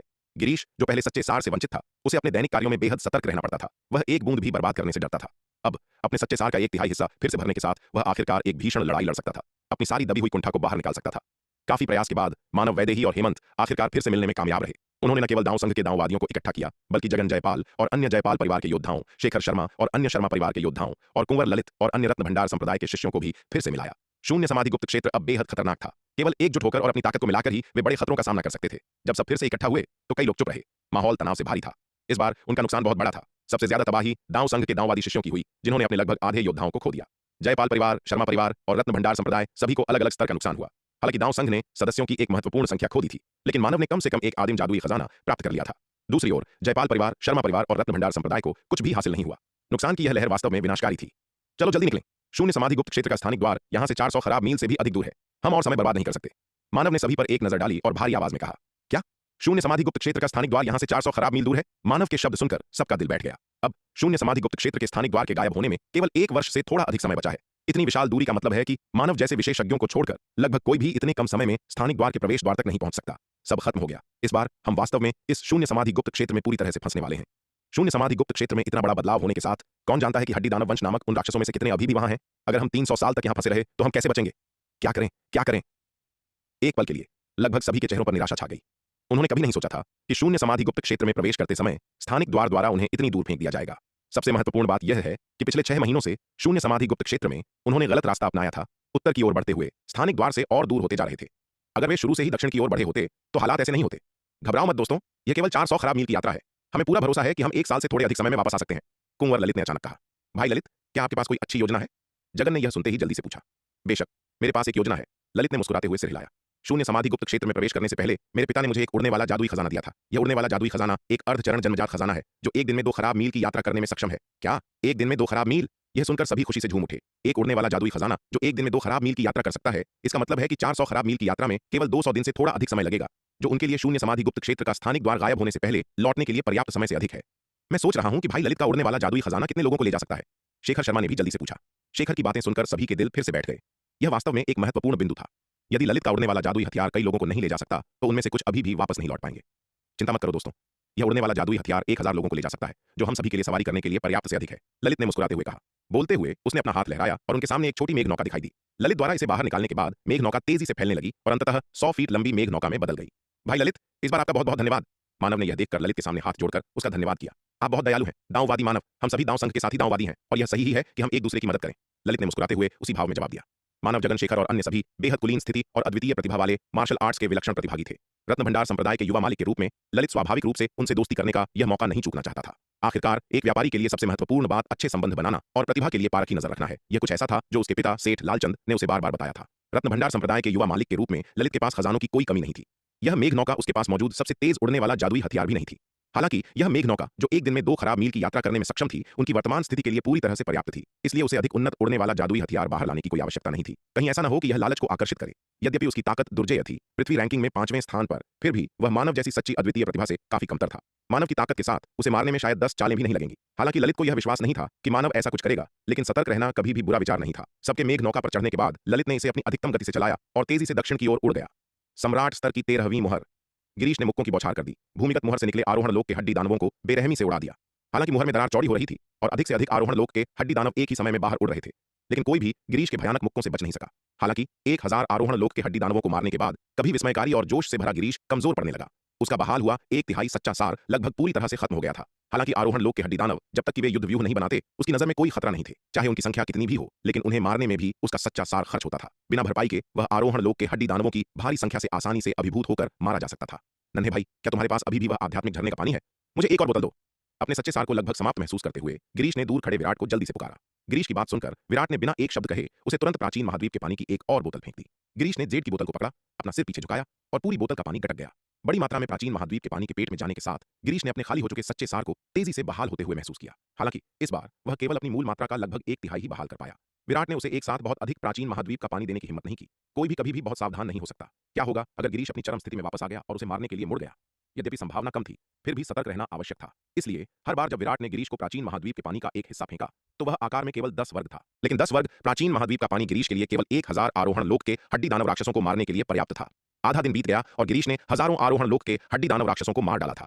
विराट ने उसे प्राचीन महाद्वीप के पानी की 10 बोतलें भी दी, जो कुल मिलाकर 100 वर्ग आकार की थीं। जब गिरीश ने लगातार हजारों आरोहण लोक के हड्डी दानव राक्षसों को मार डाला तो वे हड्डी दानव राक्षस उससे डर गए और कुछ समय तक बाहर उड़ने की हिम्मत नहीं की। आखिरकार मुहर में दरार इतनी ही बड़ी थी और वे सभी एक साथ गिरीश पर हमला करने के लिए बाहर नहीं उड़ सकते थे। दर्जनों की संख्या में बाहर उड़ना गिरीश के हाथों मरने के लिए काफी नहीं था। यह देखकर कि हड्डी दानव राक्षस अब बाहर नहीं उड़ रहे हैं, गिरीश रुक गया। हाँ, वह शानदार था, वह आनंददायक था। लंबे समय से मुझे इतना आनंद महसूस नहीं हुआ। गिरीश मुहर की दरार के पास खड़ा होकर जोर से हंसा। नन्हे भाई, आपका बहुत बहुत धन्यवाद। अगर आपके आध्यात्मिक झरने के पानी के लिए नहीं होता तो मैं आज मर गया होता। गिरीश ने विराट की ओर मुड़कर कहा, आपने मेरी जान बचाई और मुझे इतना आध्यात्मिक झरने का पानी दिया। मैं आपकी दयालुता को मुफ्त में स्वीकार नहीं कर सकता। इसके साथ ही गिरीश ने अपना हाथ खोला और उसकी हथेली में एक सियान रंग की तुम्बी दिखाई दी, जिसे उसने विराट की ओर उछाल दिया। इस तुम्बी को वायु पिशाच तुम्बी कहा जाता है। यह एक निम्न श्रेणी का जन्मजात आध्यात्मिक पत्थर का जादुई खजाना है। जब तक यह पर्याप्त ऊर्जा को अवशोषित करता है, यह दुश्मनों को उड़ाने के लिए भयानक वायु पिशाचों को छोड़ सकता है। यदि इसकी पूरी शक्ति का उपयोग किया जाता है तो यह एक सामान्य प्रारंभिक चरण के दिव्य विकास लोक विशेषज्ञ को मारने के लिए पर्याप्त है, गिरीश ने कहा। विराट ने सियान तुम्बी को पकड़ा, उसका दिल जोर से धड़क रहा था। हे भगवान, एक निम्न श्रेणी का जन्मजात आध्यात्मिक पत्थर का जादुई खजाना। अरे यार, ये भाई तो बहुत दरिया दिल है। अपने हाथ में शक्तिशाली ऊर्जा बिखेरती हुई सियान तुम्बी को देखकर विराट को लगा जैसे वह कोई सपना देख रहा हो। जन्मजात जादुई खजाने पहले से ही बेहद कीमती हैं। यह उल्लेख करने की आवश्यकता नहीं है कि यह सियान तुम्बी जन्मजात जादुई खजानों के बीच एक आध्यात्मिक पत्थर का जादुई खजाना है। इतना कीमती खजाना अगर यह शक्ति सिंधु महाद्वीप में होता तो शायद एक दिव्य विकास लोक विशेषज्ञ को भी दीवाना बना देता, लेकिन गिरीश ने इसे इतनी आसानी से निकाला और उसे दे दिया। भैया, क्या आप वास्तव में यह वायु पिशाच तुम्बी मुझे देने जा रहे हैं? विराट ने सियान तुम्बी को पकड़कर गिरीश की ओर देखते हुए अविश्वास में पूछा। बेशक, नन्हे भाई ने न केवल मेरी जान बचाई बल्कि इस सम्राट स्तर की मुहर को टूटने से भी रोका। उसने हमारे पूरे शून्य समाधि महाद्वीप पर एक बड़ा उपकार किया है। एक मामूली वायु पिशाच तुम्बी कुछ भी नहीं है, गिरीश ने मुस्कुराते हुए कहा। वायु पिशाच तुम्बी एक निम्न श्रेणी के जन्मजात आध्यात्मिक पत्थर के जादुई हथियार के रूप में वास्तव में बहुत कीमती थी, लेकिन गिरीश के लिए इसका कोई उपयोग नहीं था। जिस चीज की उसे अब कमी थी वह जादुई हथियार नहीं बल्कि आध्यात्मिक पत्थर थे। ऊर्जा प्रदान करने के लिए आध्यात्मिक पत्थरों और सच्चे सार की प्रेरक शक्ति के बिना एक आध्यात्मिक पत्थर का जादुई हथियार केवल कचरे का एक टुकड़ा था, पूरी तरह से बेकार। शून्य समाधि महाद्वीप कभी कई संप्रदायों और अनगिनत शक्तिशाली ताकतों का घर था। हड्डी दानव वंश के विनाशकारी आक्रमण के बाद कई संप्रदाय नष्ट हो गए, केवल मुट्ठी भर योद्धा ही बचे। हालांकि जादुई खजानों की एक विशाल संख्या बची रही। शून्य समाधि महाद्वीप के जीवित योद्धाओं के पास आज जरूरत से ज्यादा जादुई खजाने हैं। उनके पास जो कमी है वह ऊर्जा प्रदान करने के लिए आध्यात्मिक पत्थर है। गिरीश ने शून्य समाधि महाद्वीप को बचाने की अपनी सारी उम्मीदें विराट पर टिका दी थीं। उसकी तुलना में एक मामूली निम्न श्रेणी का जन्मजात आध्यात्मिक पत्थर का जादुई खजाना क्या था? उसने विराट का विश्वास हासिल करने के लिए वायु पिशाच तुम्बी निकाली, इस उम्मीद में कि वह अपने संप्रदाय को इस मामले की रिपोर्ट करेगा और शक्ति सिंधु महाद्वीप के शक्तिशाली आंकड़ों को आकर्षित करेगा। भैया बहुत दयालु हैं। गिरीश के शब्द सुनकर विराट बहुत खुश हुआ, यद्यपि वह विनम्रता से बोला, लेकिन वायु पिशाच तुम्बी को रखने की उसकी क्रिया पूरी तरह से स्वाभाविक थी। यह देखकर गिरीश ने राहत की सांस ली। यह अच्छा था कि नौजवान रुचि ले रहा था। उसका सबसे बड़ा डर यह था कि नौजवान उसके खजाने से प्रभावित नहीं होगा, जो परेशानी भरा होगा। वैसे मुझे अभी तक आपका नाम नहीं पता, नन्हे भाई, गिरीश ने विराट की ओर देखते हुए पूछा। कनिष्ठ विराट। विराट ने सम्मानपूर्वक सिर झुकाया। नन्हे भाई, मुझे कनिष्ठ या वरिष्ठ मत कहो, मेरा नाम गिरीश है। यदि तुम मेरे बारे में अच्छा सोचते हो तो तुम मुझे भाई गिरीश या बस पुराना गिरीश कह सकते हो। गिरीश ने मुस्कुराते हुए कहा, मैं अपनी वरिष्ठता का लाभ उठाऊंगा और अब से तुम्हें भाई विराट कहूंगा। वरिष्ठ गिरीश, आप दिव्य विकास लोक के एक प्रतिष्ठित विशेषज्ञ हैं, मैं इसे कैसे स्वीकार कर सकता हूं? विराट ने अपना सिर खुजलाया, वह कुछ शर्मिंदा था। दिव्य विकास लोक के बारे में यह सब क्या बात है? हम तुरंत घुल मिल गए। साधना के स्तर या उम्र की परवाह क्यों करें? गिरीश ने विराट के कंधे को थपथपाया और कहा, तो फिर तय रहा। अब से मैं तुम्हें भाई विराट कहूंगा और तुम मुझे भाई गिरीश या पुराना गिरीश कह सकते हो। क्योंकि भाई गिरीश इतने मेहमान नवाज हैं तो यह कनिष्ठ केवल सम्मानपूर्वक स्वीकार कर सकता है। विराट ने सहमति में सिर हिलाया। यह हुई ना बात? गिरीश ने संतुष्टि में सिर हिलाया। दोनों जल्दी ही एक दूसरे से परिचित हो गए, एक दूसरे को भाई विराट और भाई गिरीश कहकर संबोधित करने लगे। वैसे भाई विराट, क्या तुम्हारे पास अभी भी वह आध्यात्मिक झरने का पानी है? यदि हाँ तो मुझे कुछ और बोतलें दो और मैं इसके बदले तुम्हें कुछ खजाने दे सकता हूं। गिरीश ने विराट से पूछा। विराट ने उसे जो आध्यात्मिक झरने का पानी दिया था वह अविश्वसनीय रूप से मददगार था, जिससे न केवल उसे अपने सच्चे सार को जल्दी से बहाल करने में मदद मिली बल्कि उसमें सूक्ष्म रूप से हड्डी सफाई और मज्जा धलाई का प्रभाव भी था। हालांकि 100 वर्ग तक फैले आध्यात्मिक झरने का पानी का अधिकांश हिस्सा हड्डी दानव राक्षसों को मारने में खर्च हो गया था, फिर भी इसने उसकी साधना में सूक्ष्म रूप से सुधार किया। वह पहले ही दिव्य विकास लोक के प्रारंभिक चरण की सीमा तक पहुंच चुका था, लेकिन पर्याप्त ऊर्जा की कमी ने उसे आगे बढ़ने से रोक दिया था। इसके अलावा लंबे समय तक भूख और उसके सच्चे सार की कमी के कारण उसकी साधना में गिरावट के संकेत भी दिखाई देने लगे थे। हालांकि आध्यात्मिक झरने के पानी की 10 बोतलें पीने के बाद गिरीश ने महसूस किया कि न केवल उसके जीवन सार को हुआ नुकसान पूरी तरह से ठीक हो गया है, बल्कि दिव्य विकास लोक के प्रारंभिक चरण में उसकी बाधा भी ढीली होती दिख रही थी। यदि वह आध्यात्मिक झरने के पानी की कुछ और बोतलें पी सकता तो गिरीश को लगा कि उसके पास दिव्य विकास लोक के मध्य चरण में जाने का बहुत अच्छा मौका है। आध्यात्मिक झरने का पानी खत्म हो गया है, यह काफी कीमती है और मेरे पास यहां ज्यादा नहीं है। हालांकि मेरे पास कुछ नागदंत चावल हैं। मुझे आश्चर्य है कि क्या भाई गिरीश कुछ लेना चाहेंगे? विराट बहुत सारे राज उजागर नहीं करना चाहता था। यदि वह झरने के पानी की अंतहीन आपूर्ति प्रदान कर सकता तो यह बहुत ही आश्चर्यजनक होता। विराट गिरीश के साथ व्यापार करना चाहता था, लेकिन वह खुद को बहुत अधिक जोखिम में नहीं डालना चाहता था। इसलिए नागदंत चावल का मूल संस्करण सबसे उपयुक्त था।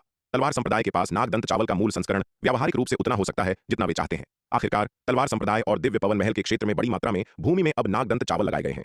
यद्यपि नागदंत चावल का मूल संस्करण प्राचीन महाद्वीप के झरने के पानी की तुलना में बहुत कम प्रभावी था, फिर भी यह सच्चे सार को फिर से भरने के लिए एक उत्कृष्ट खजाना था। क्या शून्य समाधि गुप्त क्षेत्र के योद्धा ऐसी दुर्दशा में इसलिए नहीं थे क्योंकि वे अपने सच्चे सार को फिर से नहीं भर सकते थे? यदि उनके सच्चे सार को उसके चरम पर बहाल किया जा सकता तो वे स्वाभाविक रूप से मुहर के नीचे हड्डी दानव वंश से निपटने में सक्षम होंगे। क्या भाई विराट, तुम्हारे पास नागदंत चावल भी है? विराट की बात सुनकर गिरीश ने आश्चर्य से कहा। एक दिव्य विकास लोक विशेषज्ञ के रूप में उसने स्वाभाविक रूप से नागदंत चावल के बारे में सुना था। किंवदंती है कि नागदंत चावल ड्रैगन द्वारा खाया जाने वाला भोजन है और केवल ड्रैगन के पास ही इसके बीज होते हैं। इसे शायद ही कभी अन्य जातियों के साथ साझा किया जाता है। योद्धाओं के लिए यह निर्विवाद रूप से सच्चे सार को फिर से भरने और शरीर को पोषण देने के लिए सबसे अच्छी सामग्री है। बिल्कुल सही, मेरे संप्रदाय के बुजुर्गों ने संयोग से नागदंत चावल के बीज प्राप्त किए, इसलिए हमारा संप्रदाय कुछ खेती करता है। विराट ने मजाक करते हुए कहा। नागदंत चावल अच्छा है, नागदंत चावल अच्छा है। गिरीश ने यह सुनकर खुशी से कहा। मुझे आश्चर्य है कि भाई विराट के पास कितना नागदंत चावल है।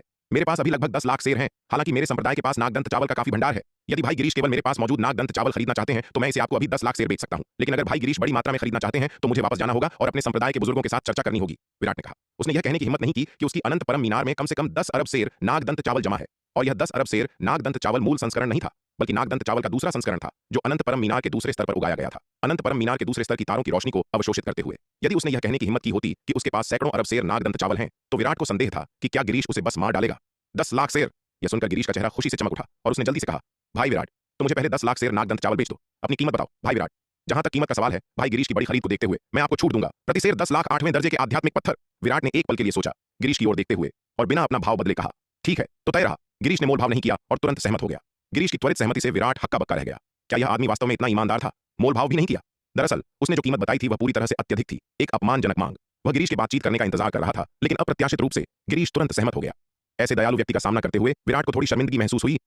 नागदंत चावल का यह शुरुआती संस्करण तलवार संप्रदाय के भीतर केवल 18,008वें दर्जे के आध्यात्मिक पत्थर प्रति सेर के लायक था। उसने अभी सीधे उससे 100 गुना अधिक कीमत की पेशकश की थी। इसे इतनी ऊंची कीमत पर बेचना अविश्वसनीय रूप से आकर्षक था। भाई विराट, मेरे पास यहाँ कोई आध्यात्मिक पत्थर नहीं है, क्या मैं इसे किसी और चीज के बदले बदल सकता हूँ? गिरीश ने विराट से पूछा। बेशक, तुलनीय मूल्य की कोई भी चीज चलेगी। विराट आसानी से सहमत हो गया। यह सुनकर गिरीश ने तुरंत एक अर्धचरण जन्मजात जादुई खजाना निकाला और उसे विराट को सौंप दिया और कहा। भाई विराट, क्या आपको इस अर्धचरण जन्मजात जादुई खजाने के लिए एक खराब 8वें दर्जे के आध्यात्मिक पत्थरों की छूट मिल सकती है? विराट ने नागदंत चावल के लिए प्रति सेर 10 लाख 8वें दर्जे के आध्यात्मिक पत्थरों की पेशकश की थी। 10 लाख सेर यानी एक खराब 8वें दर्जे के आध्यात्मिक पत्थर, जो 9वें दर्जे के आध्यात्मिक पत्थरों में परिवर्तित होने पर केवल 10 करोड़ 9वें दर्जे के आध्यात्मिक पत्थर थे। 10 करोड़ 9वें दर्जे के आध्यात्मिक पत्थर मोटे तौर पर एक अच्छे अर्धचरण जन्मजात जादुई खजाने की कीमत थी। गिरीश की राय में विराट की कीमत काफी उचित थी। तो चलो एक खराब 8वें दर्जे के आध्यात्मिक पत्थर मान लेते हैं। विराट ने इसे रखने से पहले अर्धचरण जन्मजात जादुई खजाने पर एक नजर भी नहीं डाली। उसने गिरीश को जिस कीमत पर बेचा वह पहले से ही एक बड़ा मुनाफा था। कुछ छोटी रकम पर मोलभाव करने की कोई जरूरत नहीं थी। अर्धचरण जन्मजात जादुई खजाने को रखने के बाद विराट ने तुरंत गिरीश को एक स्थानिक अंगूठी सौंपी और कहा। भाई गिरीश, इसमें 10 लाख सेर नागदंत चावल है, कृपया इसे सुरक्षित रखें। गिरीश ने स्थानिक अंगूठी ली और अपनी दिव्य चेतना से इसे स्कैन किया। अंदर उसने नागदंत चावल के अनगिनत चिकने जेड जैसे दाने देखे जो कई मीटर लंबे थे, पहाड़ों की तरह ढेर थे। चावल के ये चिकने जेड जैसे दाने बिल्कुल प्रसिद्ध नागदंत चावल जैसे थे। गिरीश ने तुरंत नागदंत चावल का कई मीटर लंबा एक दाना निकाला और कचर कचर करके खाने लगा। उसने इसे ठीक से पकाने की भी परवाह नहीं की। दिव्य विकास लोक में अपनी शक्तिशाली पाचन क्षमताओं के साथ वह कच्चे नागदंत चावल को भी आसानी से पचा और अवशोषित कर सकता था। इसके अलावा खाना पकाने के दौरान ऊर्जा की हानि अपरिहार्य थी और गिरीश नागदंत चावल की ऊर्जा को बर्बाद नहीं होने दे सकता था। भले ही ऊर्जा की हानि न्यूनतम थी, फिर भी गिरीश इसे बर्बाद नहीं होने दे सकता था। अनगिनत वर्षों तक सच्चे सार की कमी के दर्दनाक दिनों का अनुभव करने के बाद वह ऊर्जा की एक एक बूंद को संजोता था। आखिरकार पेट भरा हुआ महसूस करने से पहले गिरीश ने पूरे 100 नागदंत चावल के दाने खाए। प्रत्येक दाना कई मीटर लंबा था और उसका वजन लगभग 100 किलोग्राम था। नागदंत चावल के 100 दाने लगभग 10,000 किलोग्राम के थे। 100 दाने खाने के बाद उसका सच्चा सार अंततः अपनी चरम स्थिति में लौट आया। नागदंत चावल के ये 10 लाख सेर शायद उसके सच्चे सार को 100 बार पूरी स्थिति में बहाल करने के लिए पर्याप्त थे। गिरीश को भेदिए की तरह खाना खाते देख शार्दुल भी हक्का बक्का रह गया। यह आदमी उससे भी ज्यादा खा सकता है। यद्यपि नागदंत चावल के मूल संस्करण में निहित ऊर्जा तीसरे संस्करण की तुलना में बहुत कम है, फिर भी यह काफी आश्चर्यजनक है। अभी भी यह एक बार में 10,000 सेर नागदंत चावल नहीं खा सकता। बेशक अगर यह अपने दिल की इच्छा से खाता है तो यह जितना चाहे उतना खा सकता है, लेकिन अतिरिक्त पच नहीं सकता और उसके पेट में जमा हो जाता है। एक बार में खाने की मात्रा के मामले में यह गिरीश से काफी कमतर है। गिरीश के पूरी तरह से तृप्त होने के बाद उसने अपनी हथेली खोली, एक लंबी तलवार वाला जादुई हथियार निकाला जो एक अकल्पनीय भयानक आभा बिखेर रहा था और एक झटके के साथ वह सीधे जमीन के सील किए गए कोने में घुस गया। बस ऐसे ही उसने सीधे अंदर का रास्ता काट दिया। क्योंकि आरोहण लोक के वे हड्डी दानव राक्षस बाहर नहीं आ रहे हैं तो वह बस अंदर घुसकर उन्हें मार सकता है।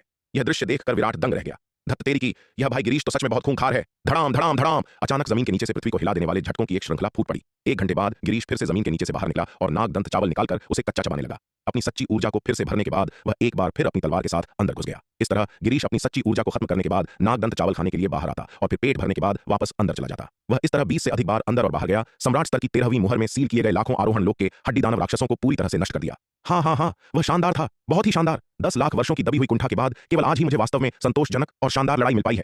सम्राट स्तर की 13वीं मुहर से सभी आरोहण लोक के हड्डी दानव राक्षसों को साफ करने के बाद गिरीश आकाश की ओर देखते हुए दिल खोलकर हंसा।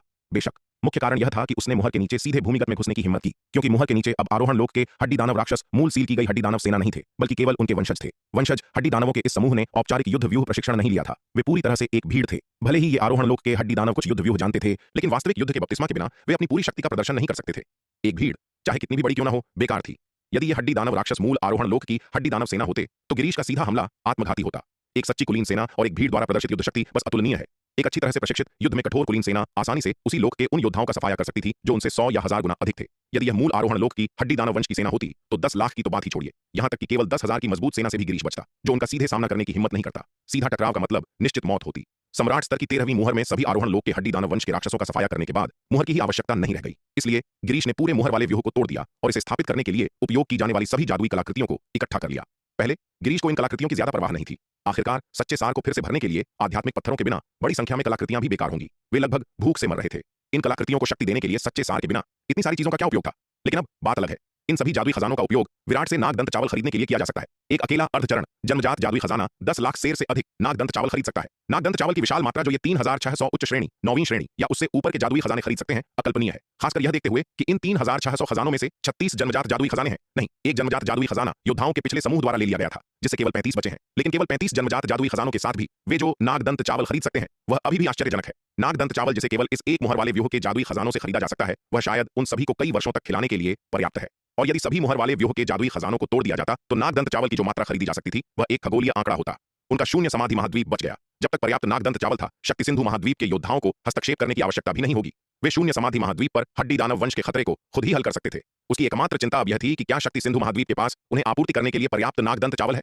विराट ने अपनी पलकें झपकाईं। गिरीश को सम्राट स्तर की 13वीं मुहर के भीतर सील किए गए सभी 3599 जादुई खजानों को तोड़ते हुए देखा। यह देखकर उसका दिल बुरी तरह दुखने लगा। पूरे 3599 जादुई खजाने, और वे सभी 9वीं श्रेणी या उससे ऊपर के थे, जिसमें 35 जन्मजात जादुई खजाने शामिल थे। अगर वह इन सभी खजानों पर अपना हाथ जमा सकता तो यह कितनी आश्चर्यजनक संपत्ति होगी। मूल रूप से उसने गिरीश के जाने के बाद कुछ खजाने बीनने की योजना बनाई थी, लेकिन गिरीश ने उसे मौका नहीं दिया और उसने मुहर वाले व्यूह को खुलेआम तोड़ने और गिरीश के सामने पत्थर के खंभों से जादुई खजाने को हटाने की हिम्मत नहीं की। आखिरकार यह एक असली दिव्य विकास लोक विशेषज्ञ था। उसके ठीक सामने उसका जादुई हथियार चुराने की कोशिश करना व्यावहारिक रूप से आत्मघाती था। भाई विराट, तुम्हारे संप्रदाय के पास वास्तव में कितना नागदंत चावल है? गिरीश ने मुहर वाले व्यूह को तोड़ने के बाद विराट से पूछा। बहुत है, इसलिए मेरे लिए आपको सटीक संख्या देना मुश्किल है। हालांकि हम आपको कितना बेच सकते हैं यह मेरे नियंत्रण से बाहर है। हमें अपने संप्रदाय को रिपोर्ट करनी होगी और बुजुर्गों को फैसला करने देना होगा। विराट ने जवाब दिया। उसने यह कहने की हिम्मत नहीं की कि वह इस विशाल सौदे को अपने दम पर बंद कर सकता है। यदि उसने ऐसा किया तो गिरीश उसे पकड़ सकता है और उसे नागदंत चावल सौंपने के लिए मजबूर करने के लिए शक्तिशाली निषिद्ध तकनीकें लगा सकता है। और अगर वह निर्णय नहीं ले सकता था तो भले ही गिरीश ने उसे पकड़ लिया हो, यह बेकार होगा। क्योंकि गिरीश शक्ति सिंधु महाद्वीप की बारीकियों, उसके संप्रदाय की स्थिति या संप्रदाय के भीतर उसके अपने प्रभाव को नहीं जानता था, इसलिए वह आसानी से उसके साथ संबंध तोड़ने की हिम्मत नहीं करेगा। क्योंकि गिरीश को उसके और उसके संप्रदाय के बीच व्यापार को सुविधाजनक बनाने के लिए एक बिचौलिए के रूप में उसकी आवश्यकता थी, इसलिए वह उसे आसानी से नुकसान पहुंचाने की हिम्मत नहीं करेगा। कोई भी कभी भी बहुत सावधान नहीं हो सकता, खासकर जब जीवन और भाग्य के मामलों की बात हो। आखिरकार उसकी और गिरीश की ताकत में बहुत अंतर था। तो मैं भाई विराट को अपने संप्रदाय के बुजुर्गों को इस मामले की रिपोर्ट करने के लिए परेशान करूंगा। यदि यह सौदा अंतिम रूप ले सकता है तो शून्य समाधि महाद्वीप के लिए भाई विराट की महान दयालुता को मेरे, गिरीश और शून्य समाधि महाद्वीप के सभी योद्धाओं द्वारा हमेशा याद रखा जाएगा। गिरीश ने विराट के सामने झुकते हुए ईमानदारी से कहा। भाई गिरीश, आप मुझे शर्मिंदा कर रहे हैं। यह केवल सही है। एक बार जब मैं वापस आऊंगा तो मैं तुरंत अपने बुजुर्गों को इस मामले की रिपोर्ट करूंगा। जहां तक यह सफल होता है या नहीं, यह उन पर निर्भर है। हालांकि मैं इसे हासिल करने में आपकी मदद करने के लिए अपनी पूरी कोशिश करूंगा। विराट ने जल्दी से जवाब दिया। तो मैं आपको परेशान करूंगा भाई विराट। गिरीश ने विराट के सामने फिर से सिर झुकाया। फिर उसने विराट को उसकी मदद के लिए इनाम के रूप में एक अर्धचरण जन्मजात जादुई खजाना भेंट किया। विराट ने स्वाभाविक रूप से फिर से मना कर दिया, लेकिन केवल इसे स्वीकार कर सकता था। यह कहा जाना चाहिए, यह भाई गिरीश वास्तव में काफी उदार है। इस सौदे को सावधानीपूर्वक योजना बनाने की आवश्यकता है। यदि यह सफल होता है तो तलवार संप्रदाय निश्चित रूप से एक बड़ी कमाई करेगा। भाई गिरीश, अगर और कुछ नहीं है तो मैं विदा लेता हूं। विराट ने गिरीश के सामने झुकते हुए कहा। भाई विराट, एक पल रुकिए। कृपया इस संचार टोकन को स्वीकार करें। यदि यह मामला सफल होता है तो कृपया मुझे तुरंत सूचित करें और मैं तुरंत आऊंगा। गिरीश ने जल्दी से एक संचार टोकन निकाला और इसे विराट को सौंप दिया। ठीक है, तो अगली बार हम यहां फिर मिलेंगे। विराट ने टोकन लिया और सिर हिलाया। अच्छा, तो मैं भाई विराट की अच्छी खबर का इंतजार करूंगा। गिरीश ने बार बार सिर हिलाया। विराट वहां और नहीं रुका। एक झटके के साथ वह शार्दुल के साथ चला गया। विराट की दूर जाती हुई आकृति को देखकर गिरीश आह भरने से खुद को नहीं रोक सका। यह वास्तव में स्वर्ग से एक आशीर्वाद था कि विराट को शून्य समाधि महाद्वीप के लिए सबसे महत्वपूर्ण क्षण में उनके पास भेजा गया था। यदि नागदंत चावल का यह बड़ा सौदा वास्तव में हो गया तो उनका शून्य समाधि महाद्वीप वास्तव में बच जाएगा और शून्य समाधि महाद्वीप पर हड्डी दानव वंश के खतरे को पूरी तरह से हल करने की आशा होगी। अभी के लिए इसे छोड़ो। मुझे बाकी बचे नागदंत चावल को एल्डर पवन और अन्य लोगों को लौटाना होगा। उन्होंने इतने सालों तक इतनी कठिनाई सही है, उन्हें उससे भी ज्यादा इन नागदंत चावल से ऊर्जा की जरूरत है। यह सोचते हुए गिरीश वहां से गायब हो गया। सम्राट स्तर की 13वीं मुहर को छोड़कर और उत्तरी आकाश की ओर उड़ गया। गिरीश के जाने के आधे दिन बाद हरे वस्त्र में एक आकृति सम्राट स्तर की 13वीं मुहर पर वापस आ गई। सम्राट स्तर की 13वीं मुहर पर पहुंचने पर विराट तुरंत मुहर के खुलने वाले बड़े छेद में घुस गया। एक बार भूमिगत होने के बाद विराट ने आरोहण लोक के हड्डी दानव राक्षसों की अनगिनत लाशें देखीं जो पहाड़ों की तरह ढेर थीं। भूमिगत हड्डी दानव ऊर्जा बेहद घनी थी। यदि कोई अन्य योद्धा प्रवेश करता, यहां तक कि एक आरोहण लोक का विशेषज्ञ भी, तो वे संभवतः अविश्वसनीय रूप से घनी हड्डी दानव ऊर्जा से तुरंत भ्रष्ट हो जाते। केवल एक दिव्य विकास लोक विशेषज्ञ ही इतनी तीव्र हड्डी दानव ऊर्जा का सामना कर सकता था। इतनी घनी हड्डी दानव ऊर्जा देखकर विराट बहुत खुश हुआ। उसने तुरंत अनंत परम मीनार को बुलाया और उसे हड्डी दानव ऊर्जा को पागलों की तरह अवशोषित करने का आदेश दिया। यह हड्डी दानव ऊर्जा, जो सामान्य योद्धाओं के लिए एक घातक जहर थी, अनंत परम मीनार के लिए एक स्वादिष्ट और पौष्टिक पदार्थ थी। अनंत परम मीनार सभी प्रकार की बुरी ताकतों को शुद्ध करने, उन्हें शुद्धतम ऊर्जा में बदलने में माहिर है। विराट ने अनुमान लगाया था कि गिरीश सम्राट स्तर की 13वीं मुहर पर सील किए गए हड्डी दानव राक्षस को नष्ट करने के बाद नहीं रुकेगा। इसलिए विराट ने जाने का नाटक किया। गिरीश के सम्राट स्तर की 13वीं मुहर छोड़ने के बाद वापस लौटने का इरादा किया। आखिरकार गिरीश के मौजूद होने के कारण उसके लिए हड्डी दानव ऊर्जा को अवशोषित करने के लिए अनंत परम मीनार का उपयोग करना सुविधाजनक नहीं था। अनंत परम मीनार के उन्मत्त अवशोषण के तहत अनगिनत हड्डी दानव ऊर्जा लगातार अवशोषित होती गई और शुद्धतम ऊर्जा में परिवर्तित होती गई, जो अनंत परम मीनार के दूसरे स्तर में तारों को रोशन करती थी। बस एक ही दिन में अनंत परम मीनार के दूसरे स्तर ने अपना 39वां तारा रोशन कर दिया। 39वें तारे के रोशन होने के बाद अनंत परम मीनार के दूसरे स्तर में तारों की रोशनी की तीव्रता दोगुनी हो गई, जो 9वें दर्जे के आध्यात्मिक पत्थर के प्रभाव का 16 गुना तक पहुंच गई। इस समय अनंत परम मीनार के दूसरे स्तर द्वारा बहाल किया गया क्षेत्र 640 खराब मील के दायरे तक पहुंच गया, जो 64 युमेश राजवंशों के आकार के बराबर था। 39वें तारे में जो रोशन हुआ था, विराट ने एक और रून व्यूह विरासत प्राप्त की। इस बार सबसे महत्वपूर्ण रून विरासत महानाग अग्निमंत्र थी। महानाग अग्निमंत्र बेहद शक्तिशाली था, यहां तक कि सबसे बुनियादी संस्करण भी आसानी से एक मध्य चरण के आरोहण लोक योद्धा को मार सकता था। विनाशकारी शक्ति के मामले में यह वायु विस्फोटक मंत्र से भी आगे निकल गया, जिसे विराट ने खुद बनाया था। हालांकि महानाग अग्निमंत्र के लिए रक्त ज्वाला पत्थर नामक एक दुर्लभ सामग्री की आवश्यकता थी, विशेष रूप से कम एक मध्यम श्रेणी का 9वें दर्जे का रक्त ज्वाला पत्थर। रक्त ज्वाला पत्थर एक आध्यात्मिक अयस्क था, जिसमें अत्यंत समृद्ध अग्नि तत्व का सार था, जिसे अपेक्षाकृत दुर्लभ प्राकृतिक खजाना माना जाता था। विशेष रूप से वे रक्त ज्वाला पत्थर जो मध्यम श्रेणी के 9वें दर्जे या उससे ऊपर के थे, उन्हें खोजना और भी कठिन था। इसलिए यद्यपि विराट ने महानाग अग्नि ताबीज की विरासत प्राप्त की, वह अभी तक इसका उपयोग नहीं कर सका, क्योंकि तलवार संप्रदाय के पास रक्त ज्वाला पत्थरों जैसी दुर्लभ और कीमती सामग्री नहीं थी। भले ही विराट ने महानाग अग्नि ताबीज को समझा और उसमें महारत हासिल की, लेकिन ऐसे शक्तिशाली ताबीज को परिष्कृत करने के लिए उसके पास सामग्री की कमी थी। अनंत परम मीनार के दूसरे स्तर के 39वें तारे को रोशन करने में केवल 10वें हिस्से की हड्डी दानव ऊर्जा खर्च हुई, जो भूमिगत सील थी। हड्डी दानव ऊर्जा की इतनी विशाल मात्रा शायद अनंत परम मीनार में 2 या 3 और तारों को रोशन करने के लिए पर्याप्त थी, जिससे विराट को खरबों 8वें दर्जे के आध्यात्मिक पत्थरों की बचत होती। हालांकि विराट ने अनंत परम मीनार को एक और तारा रोशन नहीं करने दिया। उसे अभी 39वें तारे से बड़ी मात्रा में ताबीज व्यूह विरासत मिली थी। यदि वह कम समय में कई और तारों को रोशन करता और एक ही बार में बहुत अधिक ताबीज व्यूह विरासत प्राप्त करता, तो उसकी दिव्य आत्मा इतने भारी दबाव को सहन नहीं कर पाती। हालांकि विराट इतनी सारी हड्डी दानव ऊर्जा को बर्बाद होते हुए नहीं देख सकता था। हड्डी दानव ऊर्जा की यह विशाल मात्रा उसके लिए एक जबरदस्त संपत्ति के बराबर थी। यदि उसने इसे दुनिया भर में फैलने दिया, तो यह केवल इस भूमि की आध्यात्मिक ऊर्जा को प्रदूषित करना जारी रखेगा। इसलिए बर्बादी से बचने के लिए विराट ने शार्दूल को प्राचीन महाद्वीप में भेजा, ताकि वह अपनी नदियों से पागलों की तरह पानी ला सके। अनंत परम मीनार ने हड्डी दानव ऊर्जा को अवशोषित करना जारी रखा, लेकिन परिवर्तित ऊर्जा का उपयोग प्राचीन महाद्वीप की नदियों से पानी ले जाने के लिए किया गया, जिससे इसे सीधे 40वें तारे को प्रज्वलित करने से रोका जा सके। अनंत परम मीनार ने सील के नीचे के क्षेत्र को पूरी तरह से खाली करने से पहले लगभग आधे महीने तक हड्डी दानव ऊर्जा को अवशोषित किया। इस आधे महीने के दौरान शार्दूल ने हर दिन प्राचीन महाद्वीप की नदी से बड़ी मात्रा में पानी पहुंचाया। इसके अलावा विराट और शार्दूल ने उस नदी में कई और विशाल मछलियों को पकड़ने के लिए भी सेना में शामिल हो गए, जिनमें से प्रत्येक 1000 फीट लंबी थी। विराट और शार्दूल की ताकत अब पहले से काफी अलग थी।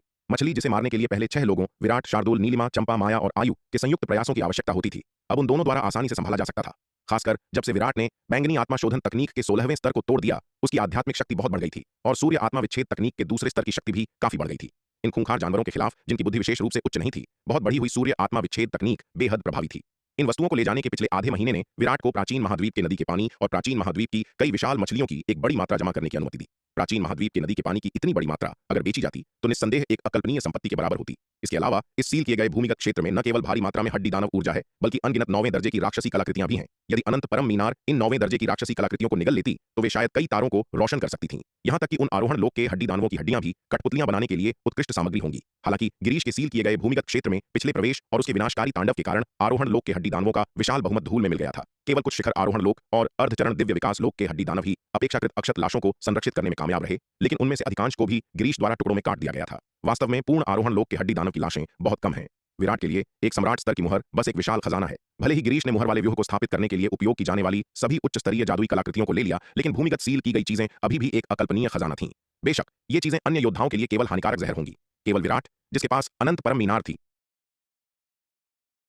प्रतिशत मौका है। ऐसी परिस्थितियों में विराट के आदेशों की विराट के लिए सम्राट स्तर की यह मुहर वास्तव में एक विशाल खजाने का भंडार थी। हालांकि गिरीश ने मुहर लगाने के लिए इस्तेमाल किए गए सभी उच्च स्तर के जादुई उपकरणों को पहले ही हटा दिया था, लेकिन जमीन के नीचे सील की गई चीजें अभी भी एक अकल्पनीय खजाना थीं। बेशक ये चीजें अन्य योद्धाओं के लिए केवल हानिकारक जहर हो सकती थीं, केवल विराट, जिसके पास अनंत परम मीनार थी, वही इनका उपयोग कर सकता था। जब विराट ने सम्राट स्तर की 13वीं मुहर के नीचे से वह सब कुछ इकट्ठा कर लिया जो वह कर सकता था, तभी नीले वस्त्र पहने हुए वो लड़का वहां आ धमका। अरे विराट, सम्राट स्तर की 13वीं मुहर टूट गई है, लेकिन मुझे एक भी आरोहण लोक का हड्डी दानव वहां से भागता हुआ क्यों नहीं दिखा? नीले वस्त्र वाले लड़के ने सम्राट स्तर की 13वीं मुहर का चक्कर लगाया और आश्चर्यचकित चेहरे के साथ कहा, मुझे रास्ते में एक भी आरोहण लोक का हड्डी दानव नहीं दिखा। क्या ऐसा हो सकता है कि मुहर के अंदर के सभी हड्डी दानव मुहर की शक्ति से घिसकर खत्म हो गए हों? अरे बुद्धू, कितना समय बीत चुका है, जब तक तुम आओगे तब तक तो बहुत देर हो चुकी होगी। विराट ने उसे देखा और निशब्द हो गया। शार्दुल द्वारा उन्हें सम्राट स्तर की 13वीं मुहर के बारे में संदेश भेजे हुए आधा महीना बीत चुका था। तो क्या हुआ अगर आधा महीना हो गया? नीले वस्त्र वाले लड़के यानी नाग ने गुस्से से कहा। वह एकलव्य स्तर की 37वीं मुहर कब की टूट चुकी है। अब भी शून्य समाधि गुप्त क्षेत्र में हर जगह पारलौकिक क्षेत्र के हड्डी दानव मौजूद हैं। जब तक कि इस 13वीं मुहर में मूल रूप से कोई आरोहण लोक का हड्डी दानव नहीं था, तुम्हारी ताकत के साथ उन आरोहण लोक के राक्षसों द्वारा टुकड़े टुकड़े करके खाए जाने से बचना ही तुम्हारी किस्मत होती। उन्हें खत्म करना तो दूर की बात है। क्या यह मुहर ऐसी लगती है कि इसमें कोई आरोहण लोक का राक्षस नहीं था? विराट ने उसकी ओर देखा और उपहास किया। यह सुनकर नाग ने फिर से अपने आसपास का सावधानीपूर्वक निरीक्षण किया और फिर एक पल में जांच करने के लिए जमीन के नीचे घुस गया। हाँ, जमीन के नीचे इतनी शक्तिशाली तलवार ऊर्जा कैसे हो सकती है? और लड़ाई के निशानों को देखते हुए यह स्पष्ट रूप से हाल ही में छोड़ी गई थी। विराट, क्या तुम्हारा सामना किसी दिव्य विकास लोक के विशेषज्ञ से हुआ था? नाग जमीन के नीचे से फिर बाहर निकला और आश्चर्यचकित भाव से विराट की ओर देखने लगा। यह सुनकर विराट उस लड़के की अंतर्दृष्टि की प्रशंसा किए बिना नहीं रह सका। विराट उसके साथ खेल जारी नहीं रखना चाहता था, इसलिए उसने नाग को बताया कि क्या हुआ था। मैंने कहा था ना, तुम दो कमजोर लोग आरोहण लोक के हड्डी दानवों के समूह से कैसे निपट सकते हो, तो तुम्हारी मदद एक दिव्य विकास लोक के विशेषज्ञ ने की थी। विराट की कहानी सुनने के बाद नाग ने अपनी बाहें पार की और आत्मविश्वास से कहा, तुम ऐसे बात करते हो जैसे तुम बहुत महान हो, जो आरोहण लोक के हड्डी दानवों के समूह से निपटने में सक्षम हो। नाग, तुम एक सम्राट स्तर की मुहर क्यों नहीं ढूंढते, उसे तोड़ते हो और मुझे दिखाते हो कि उन्हें कैसे मारना है? विराट ने ताना मारा। यह सुनकर नाग अकड़ गया। एक लंबी चुप्पी के बाद उसने आखिरकार नाक सिकोड़ी और कहा, विराट, क्या यह इसलिए नहीं है क्योंकि तुम बहुत बेकार हो? यदि तुम किसी काम के होते तो तुम मुझे बहुत पहले ही सभी लोगों को जीतने के लिए ले गए होते। तुम यहाँ क्यों छिपे हो और कमजोरों के समूह से खुद को अपमानित करवा रहे हो? हालांकि वह काफी हद तक ठीक हो गया था, फिर भी वह केवल एक जादुई हथियार था। एक दिव्य हथियार के लिए अपनी असली शक्ति को उजागर करना अभी भी उसे चलाने वाले व्यक्ति पर निर्भर करता था। जादुई हथियार अपने आप में बहुत अधिक शक्ति नहीं दिखा सकता था। विराट इस नीले वस्त्र वाले मंदबुद्धि पर ध्यान देने के लिए बहुत आलसी था। उसे इस बार बहुत कुछ हासिल हुआ था और वह अच्छे मूड में था, इसलिए उसने फिलहाल उसे परेशान न करने का फैसला किया। इसके बाद विराट सम्राट स्तर की 13वीं मुहर के आसपास घूमता रहा। सम्राट स्तर की 13वीं मुहर का स्थान वास्तव में एक प्राचीन युद्धभूमि का स्थल था। शून्य समाधि महाद्वीप के पूर्वजों के लिए इन हड्डी दानव राक्षसों को सील करना एक अत्यंत कठिन लड़ाई रही होगी, इसलिए प्रत्येक मुहर का स्थान युद्ध से तबाह हुए युद्ध क्षेत्र से घिरा हुआ था। सम्राट स्तर की 13वीं मुहर के आसपास के युद्ध क्षेत्र के खंडहरों में जादुई कलाकृतियों के कई टुकड़े और युद्ध हथियारों के अवशेष भी थे। हालांकि विराट अब अविश्वसनीय रूप से अमीर था। वह जितना संभव हो उतना पैसा बनाने में विश्वास करता था। कौन बहुत अधिक नहीं चाहेगा? हालांकि इस बार विराट ने हरे वस्त्र वाले लड़के को युद्ध क्षेत्र के खंडहरों से इकट्ठा किए गए जादुई कलाकृतियों के टुकड़ों और युद्ध हथियारों के अवशेषों का 30% सौंपने के लिए नहीं कहा।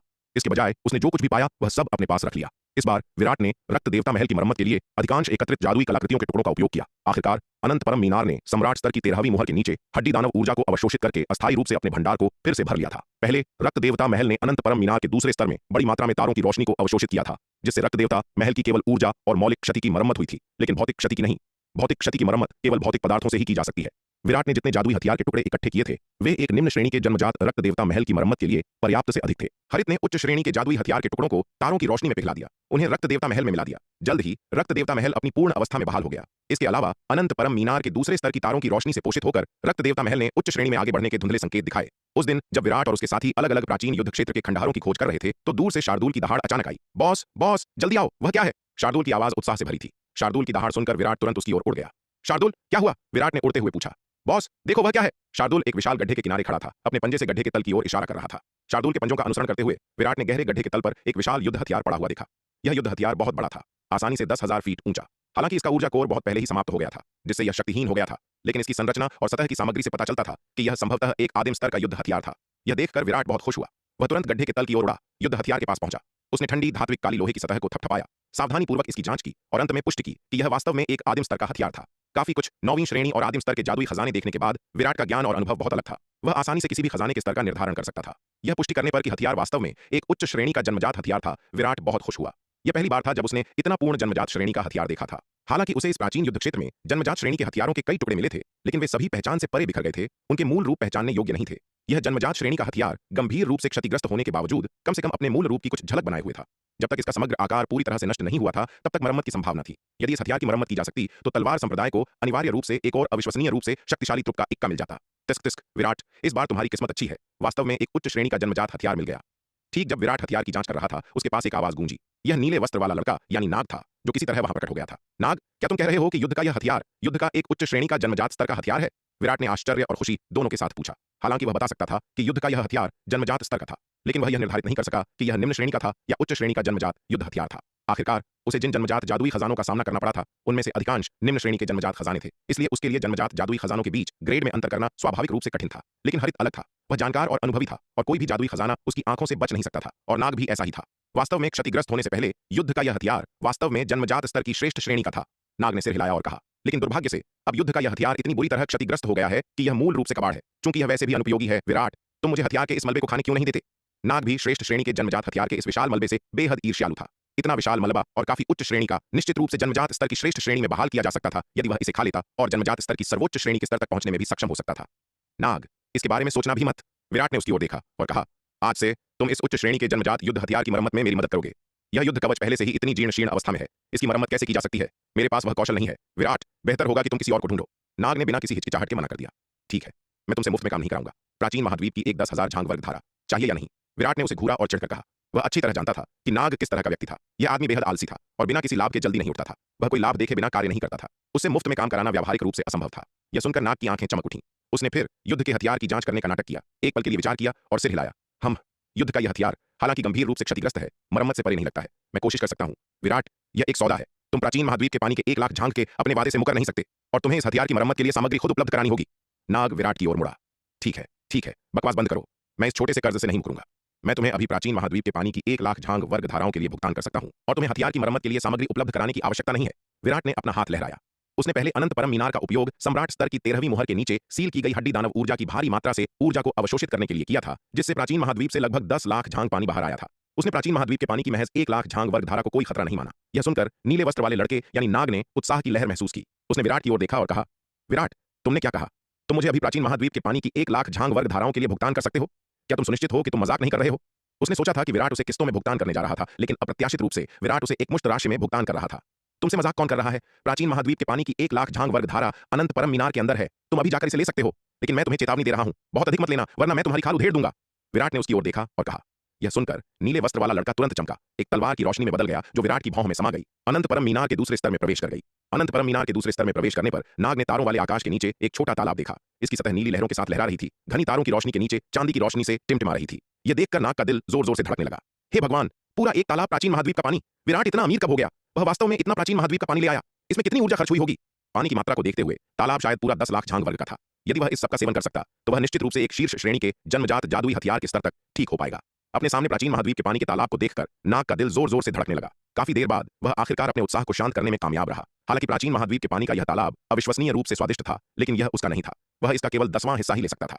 यदि वह वास्तव में प्राचीन महाद्वीप के पानी के इस पूरे तालाब को निगल लेता तो विराट निश्चित रूप से उसकी खाल उधेड़ देता। उसे इसमें कोई संदेह नहीं था कि विराट मजाक कर रहा था। नाग ने प्राचीन महाद्वीप के पानी के तालाब पर एक आखिरी गहरी नजर डाली, फिर से चमक कर दूर हो गया। विराट, अपने श्रेष्ठ श्रेणी के जन्मजात युद्ध हथियार की मरम्मत मेरे ऊपर छोड़ दो। जब तक तुम पर्याप्त सामग्री प्रदान करते हो, मैं निश्चित रूप से इसे पूर्णता के लिए मरम्मत कर दूंगा।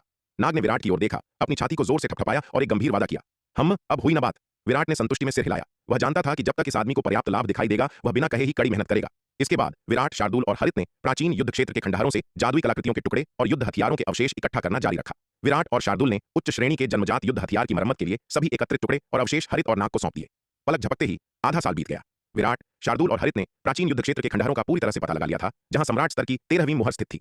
विराट और शार्दूल द्वारा एकत्र की गई जादुई कलाकृतियों के टुकड़ों और युद्ध हथियारों के अवशेषों की संख्या बहुत अधिक थी। उन्होंने न केवल उच्च श्रेणी के जन्मजात युद्ध हथियार की पूरी तरह से मरम्मत की, बल्कि काफी मात्रा में बचा भी लिया। प्राचीन युद्ध क्षेत्र के खंडहरों की खोज करने के बाद विराट, शार्दूल और हरित के साथ बैंगनी तलवार संप्रदाय के खंडहरों की ओर बढ़ा। शून्य समाधि गुप्त क्षेत्र में प्रवेश किए उन्हें 1.5 साल हो चुका था और स्थानिक मार्ग के गायब होने में केवल 6 महीने बचे थे।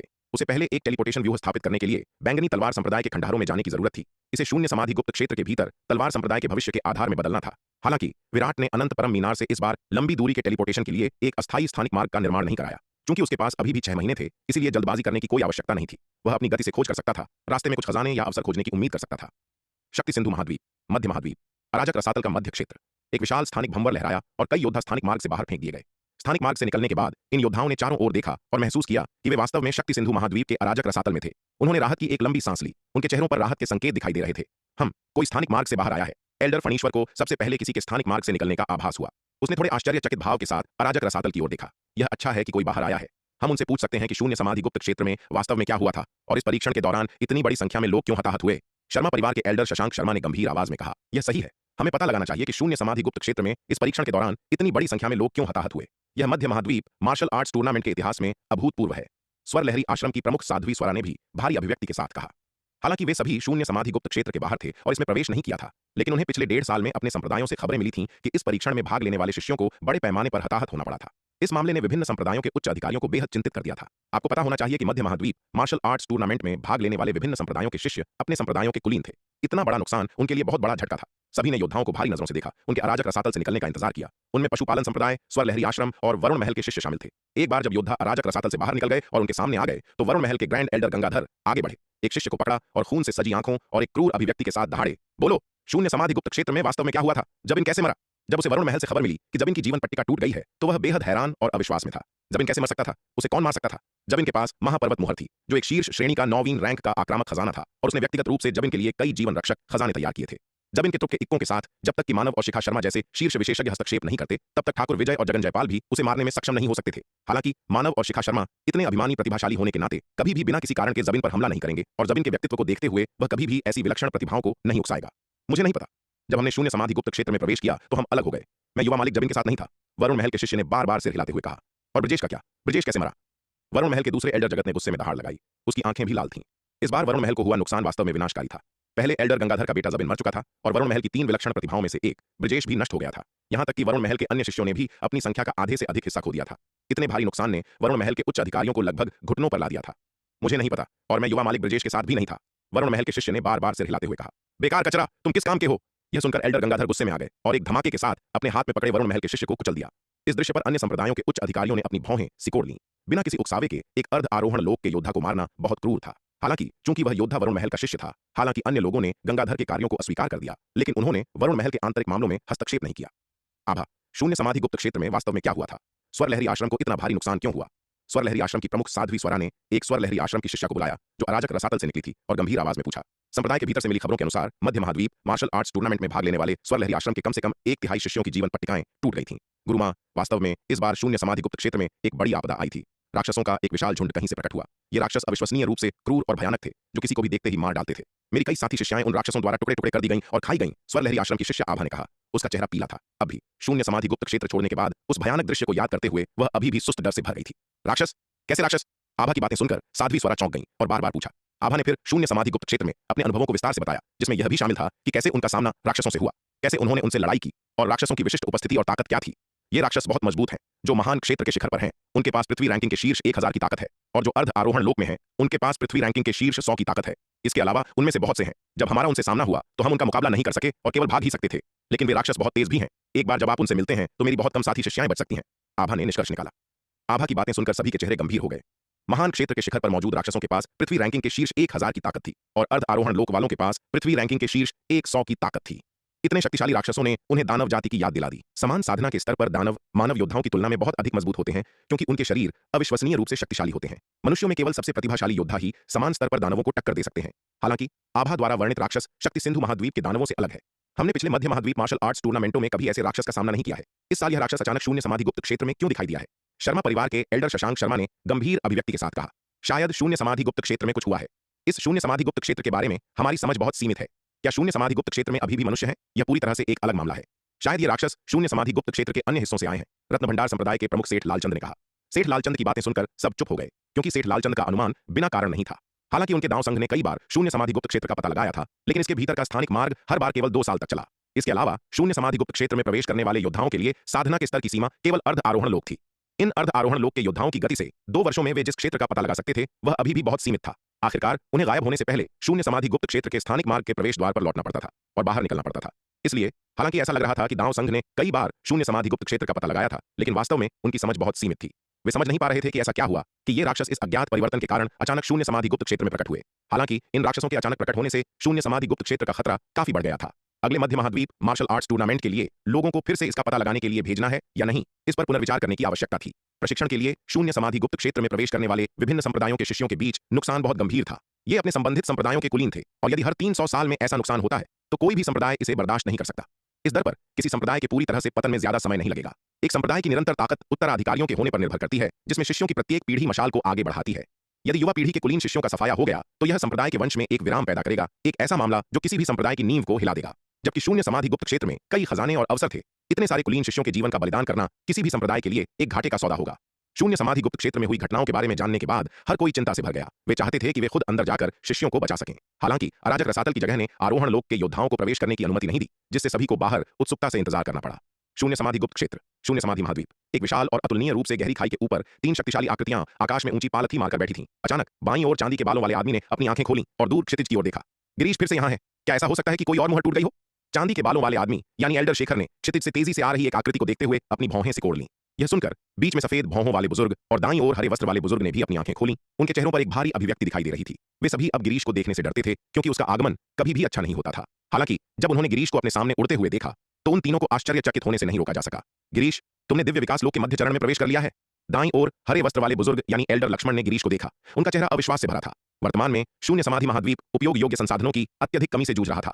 उनमें से प्रत्येक जीवित रहने के लिए संघर्ष कर रहा था। यदि वे भूख से नहीं मरते तो यह पहले से ही एक चमत्कार था, और अब इस आदमी ने वास्तव में दिव्य विकास लोक के मध्य चरण में प्रवेश कर लिया है। यह बस अकल्पनीय है। इसके अलावा गिरीश अब ऊर्जा से भरा है। उसका सच्चा सार उसके पूरे शरीर में उमड़ रहा है। थकावट का कोई संकेत नहीं दिखा रहा है। सफेद भौहों वाले बुजुर्ग यानी एल्डर पवन, एल्डर शेखर और एल्डर लक्ष्मण सभी ने इस दृश्य पर पूर्ण अविश्वास की अभिव्यक्ति दिखाई। यह सही है एल्डर लक्ष्मण, मैंने वास्तव में दिव्य विकास लोक के मध्य चरण में प्रवेश कर लिया है, गिरीश ने खुशी से कहा। इसके अलावा मेरे पास तीनों एल्डर्स को रिपोर्ट करने के लिए कुछ बड़ी खबर है।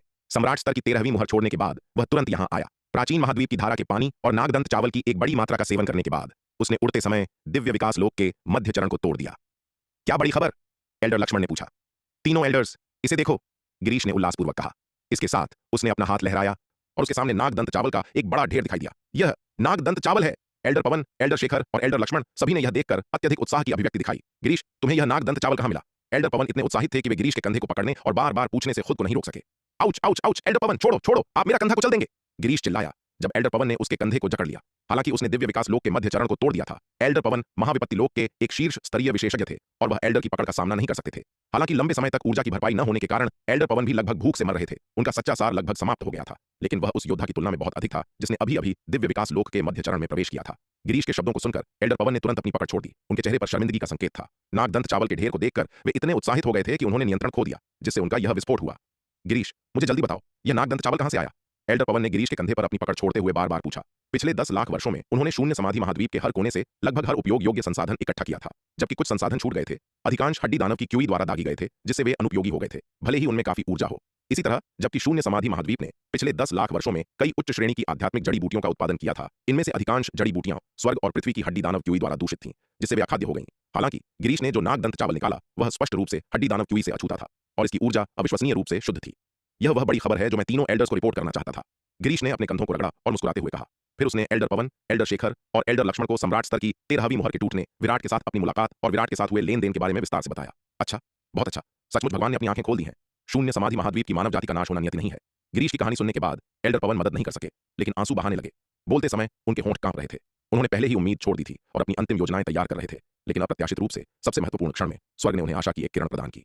गिरीश, तुम्हें इस सौदे को पूरा करना होगा, चाहे कुछ भी हो जाए। भले ही कीमत अधिक हो, तुम्हें उस विराट नाम के लड़के से नागदंत चावल खरीदना होगा, एल्डर शेखर ने गंभीर रूप से कहा, गिरीश की ओर देखते हुए। वास्तव में कीमत कोई समस्या नहीं है। सबसे महत्वपूर्ण बात नागदंत चावल खरीदना है। यह हमारे शून्य समाधि महाद्वीप पर मानव जाति के जीवन और मृत्यु से संबंधित है, एल्डर लक्ष्मण ने बार बार कहा। गिरीश, अब तुम शून्य समाधि महाद्वीप के जीवन और मृत्यु की भारी जिम्मेदारी उठाते हो। शून्य समाधि महाद्वीप पर मानव जाति की आशा तुम्हारे कंधों पर टिकी है।